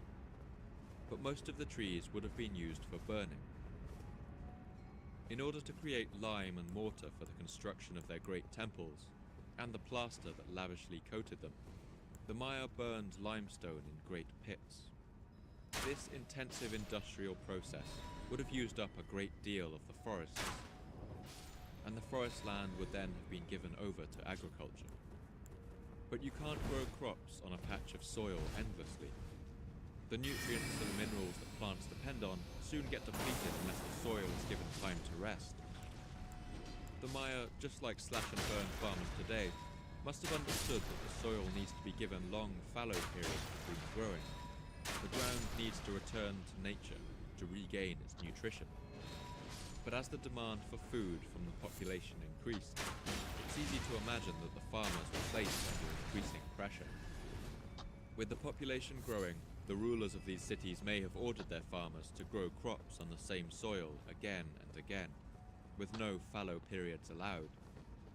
It would have been a short-sighted strategy that courted disaster in exchange for short-term gains. But at this point, the Maya may have had little choice. Another huge factor is the role of drought. As we've discussed, one of the greatest challenges the Maya faced was the collection and storage of water. And the climate of the Yucatan is such that variations in annual rainfall can be enormous. Droughts were a common fact of life, and in fact a large part of Mayan infrastructure was designed around planning for them and mitigating their effects. But every system has its limits.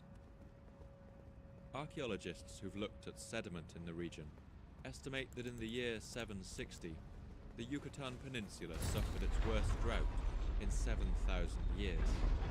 This was caused, it seems, by something the Maya would have appreciated all too well: the awesome power of the sun. As the Maya knew, the sun is a fickle god. The radiation it gives out is not constant. It's subject to variation, going through peaks and troughs. Ice cores taken in Greenland confirm that levels of solar radiation around this time reached lows that hadn't been seen for millennia. This caused harsh, dry cold to descend over the northern hemisphere, and global weather systems shifted northwards.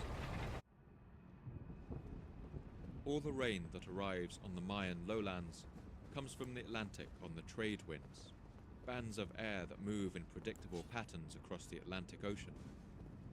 With a northward shift of these winds, a brutal drought would descend on the Maya, and this event coincides neatly with the Great Collapse. Archaeologist Betty Megas has combined physics and anthropology to propose a fascinating theory. She asks us to think about human societies as simple thermodynamic systems. For Megas, our societies are like machines or organisms. They require a strong, stable form of energy to flow through them, and she argues that this energy is what allows the system to organize itself into increasingly complex forms. Increased complexity allows greater collection of energy, and so the society grows.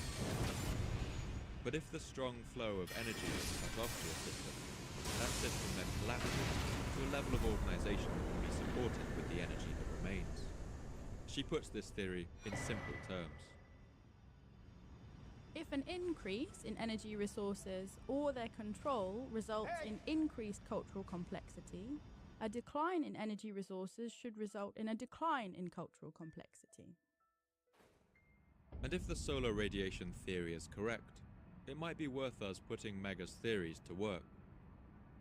Mayan society was suddenly unable to maintain its complexity, as a result of the sun's sudden drop in radiation, and it imploded. In some places, the collapse was so drastic that the entire area was abandoned.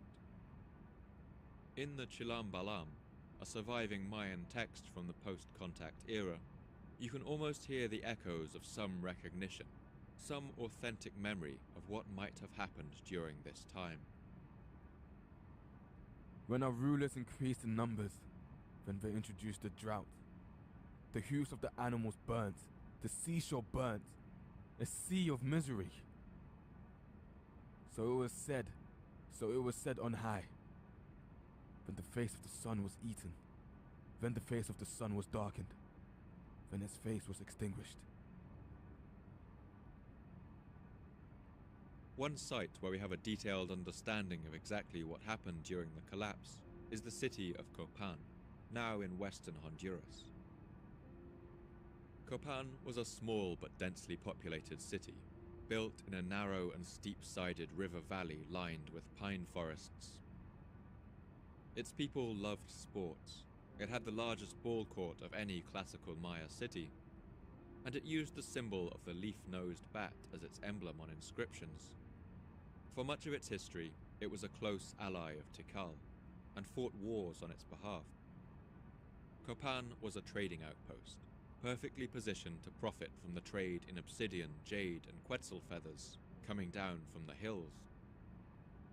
In the fertile alluvial silt of the valley floor, the Mayans could feed themselves on a thriving agriculture, growing their staples of corn, beans, and chili peppers. But the soil on the hills around Copan is less fertile. It's more acidic and prone to erosion if cultivated for long periods. Even today, modern farmers can grow barely a third of the amount of corn in the hills when compared to the valley floor.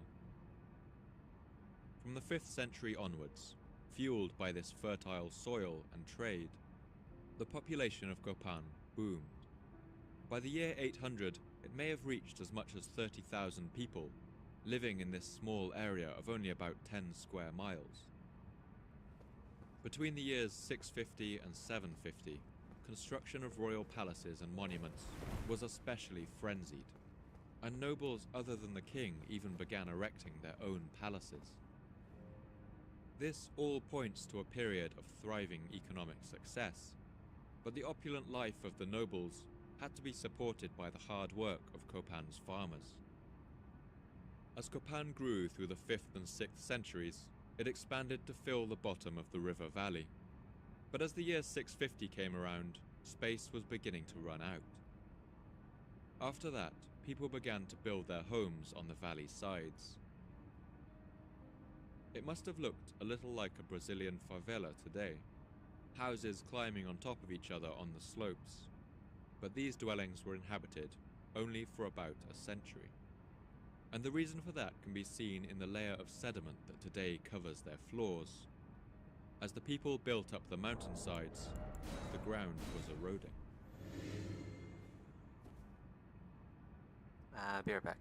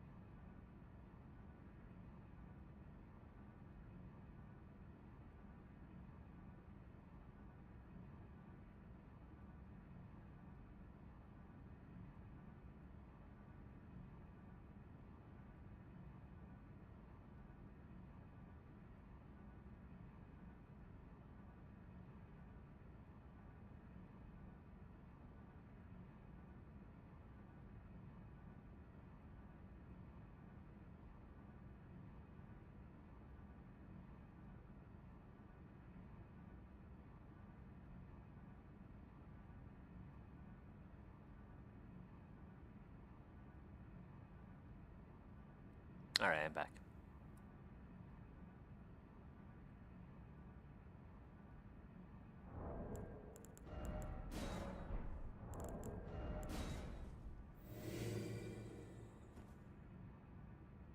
Pollen samples taken around this time show that the pine forests that once covered these hills had been gradually cut down.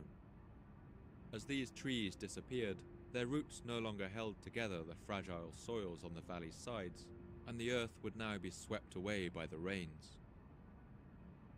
This acidic, low-nutrient soil would have leached down into the valley bottom, reducing its fertility as well. And as the hills were slowly abandoned, the burden of feeding all of Copan's people would have fallen increasingly on the valley bottom. The fields would now need to be worked harder than ever in order to avoid famine, and this would have reduced their fertility even further. Farmers would have likely fought over the last remaining pockets of land. Analysis of skeletal remains from Copan paints a chilling picture. From the year 650 onwards, signs of disease and malnutrition among its residents increased. Their bones became porous and weak, their teeth showed increased stress lines. And these signs of ill health showed up in the graves of rich nobles and kings too, although of course the health of the commoners was much worse. And when times were hard in Copan, it's likely that the common people would have blamed their rulers. In the Chilam Balam, one of the few surviving Maya texts, we can see this connection between the king and the natural world explicitly. This is the first question which will be asked of the chiefs. He shall ask them for his food. Bring the sun. Thus it is said to the chiefs. Bring the sun, my son. Bear it on the palm of your hand to my plate. The Mayan system of rulership was based on an implicit promise. You support the king's lifestyle, and he will protect you. He will keep the gods happy, the sun shining, and the crops growing. If the king was seen to break that promise, the people may have decided that he had to go. The last we hear from a king of Copan is in the year 822, with a single inscription. It was carved when Copan's last known king, a man called Ukit Tuk, came to the throne, apparently during a period of violence and chaos. He began the carving of a four-sided monument just like his predecessors, but it was never finished. One side shows him being crowned, the next is half carved, but the remaining two sides are blank. It's as if the carver just got up one day in the middle of his job and left. Whoever Ukit Tuk was, he couldn't muster enough support to keep the idea of royalty alive. 3 decades later, in the year 850, the royal palace of Copan was burned, and history in that city came to an end. With the collapse of royal authority, a time of chaos followed in Copan. But the population didn't leave all at once. In the year 950, a full century after the burning of the royal palace, there were still roughly 15,000 people living in the valley bottom, about half the number at its height. But the population continued to dwindle, and by the 12th century, there is no sign of any inhabitation in the valley. Pollen samples show that past this point, the forests crept back to recover the ruins of Copan. At Tikal, we don't have the same level of detail, but we can trace the collapse of this great city by looking at its monuments and inscriptions. During the mid-8th century, Tikal had once again gained the upper hand over its enemy Kalak Mul, and with its return to glory, Tikal boomed to an impressive height.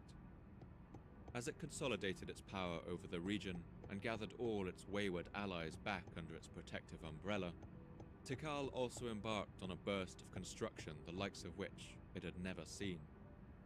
Almost all of Tikal's great temples and pyramids date from the second half of this century. But as the year 800 rolled around, all of that would come to an end. By the mid-800s, it's clear Tikal was coming apart. Its vital allies were now putting up monuments of their own, proclaiming themselves kings of smaller provinces, rather than sworn servants of the great king in Tikal.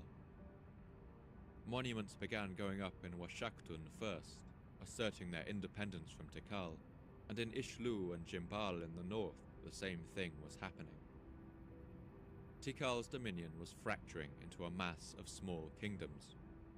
And what's worse, the kings of these kingdoms often referred to themselves on their carvings as the Holy Lord of Tikal. By the year 900, there was no longer a king in Tikal. There were no longer any people either. The city seems to have fallen into chaos, and the population drifted away. While the palaces and temples of Tikal were abandoned, there's evidence that poor people in the city's outer districts moved in to occupy them. It must have been a strange feeling for these Maya peasants, entering the royal palace for the first time and finding it abandoned. They must have walked its halls in awe and run their hands along its richly painted walls and carved stones. These common people seem to have squatted in the abandoned royal palaces for a century or more after the fall of Tikal. We can see their traces in a layer of what's called midden, scraps of broken pottery, piles of rubbish, now piling high in the corridors of the once opulent halls. These common people also scratched graffiti into the plastered walls of these palaces, images of temples and animals, caricatures of people they knew. But the people who stayed here seem to have continued to revere the great temples and holy palaces of the city. They continued to worship the stone monuments of bygone kings, and even moved them at times to more convenient places. But it seems they weren't able to read what the inscriptions said. Some of the monuments they moved contained writing, and the people who moved them put them back into place upside down. This pattern was repeated around the Mayan lowlands, where common people made journeys into the abandoned cities to pay respects to the slumbering gods. But one by one, all of the cities in the Mayan lowlands were abandoned, and it may give you a sense of the scale of the catastrophe and the depth of the damage done to the environment, that no attempt was made at a single one of these cities to ever reoccupy them. The forests of the Maya lowlands grew back, and it's thought that when the Spanish arrived at the end of the 15th century, the trees they saw covering the land had only just recovered from that time. In all of this, a picture does begin to emerge of what happened during the classic Maya collapse. Damage to the environment and a period of climate change combined to cause a failure of agriculture, which led to strains that the Maya political system simply couldn't manage. People finally turned against their rulers, and the hierarchy of society collapsed, reverting to chaotic and simple forms of life.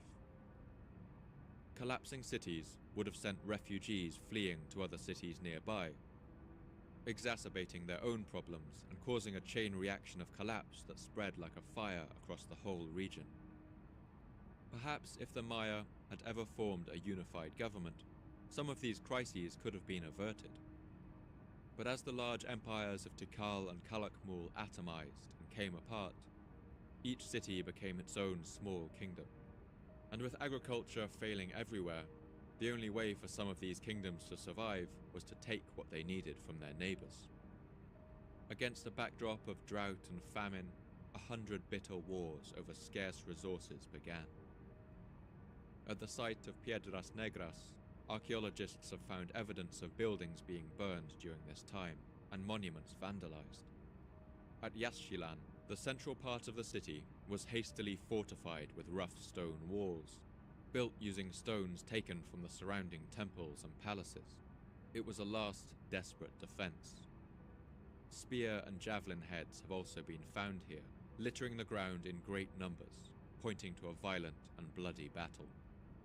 It seems that as the fabric of Mayan society came apart, its people turned against one another, and a violent struggle for survival turned the Mayan lowlands into a bloodbath.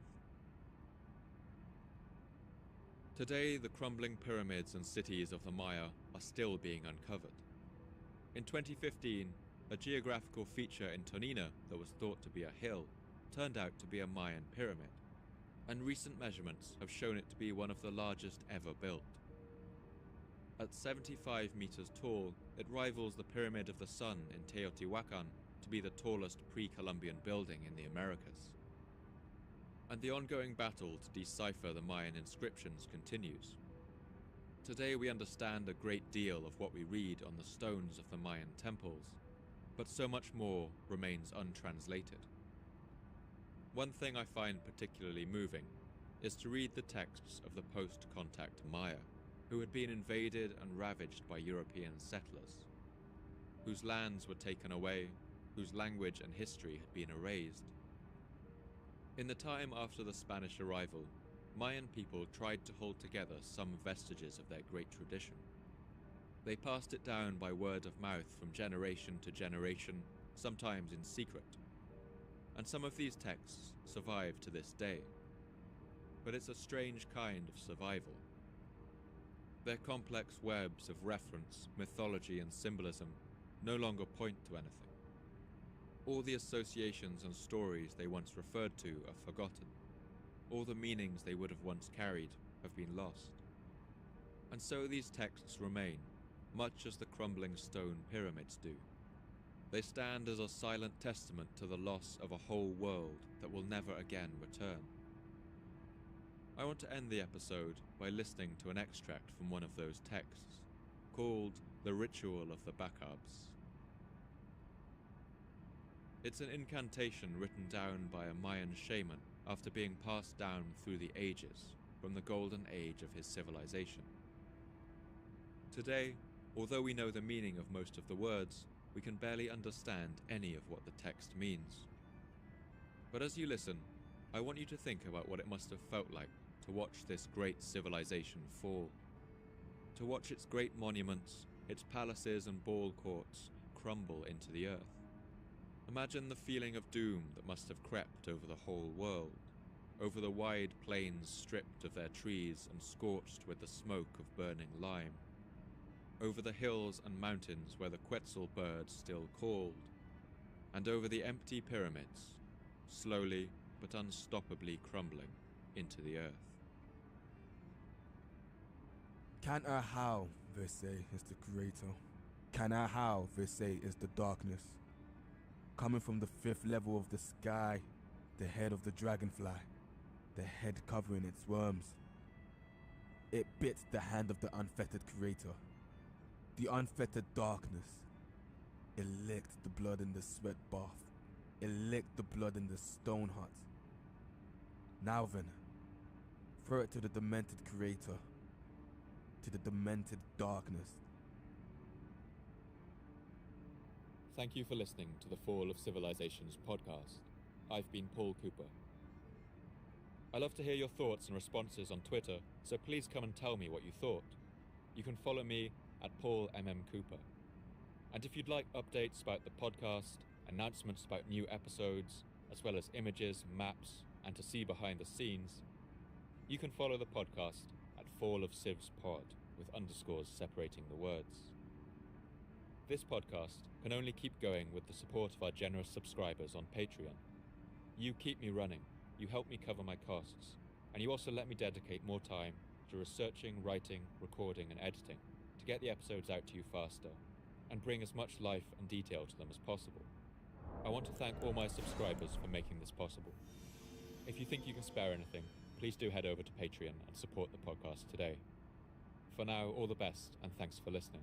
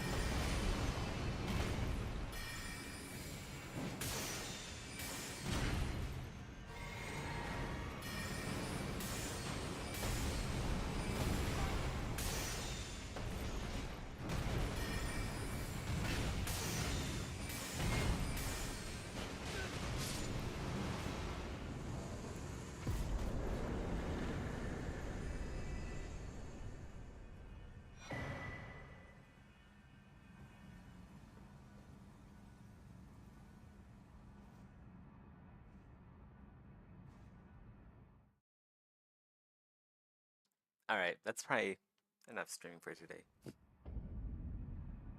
Might work on this more off stream. Until then, I have work tomorrow. So see you guys later. Bye bye.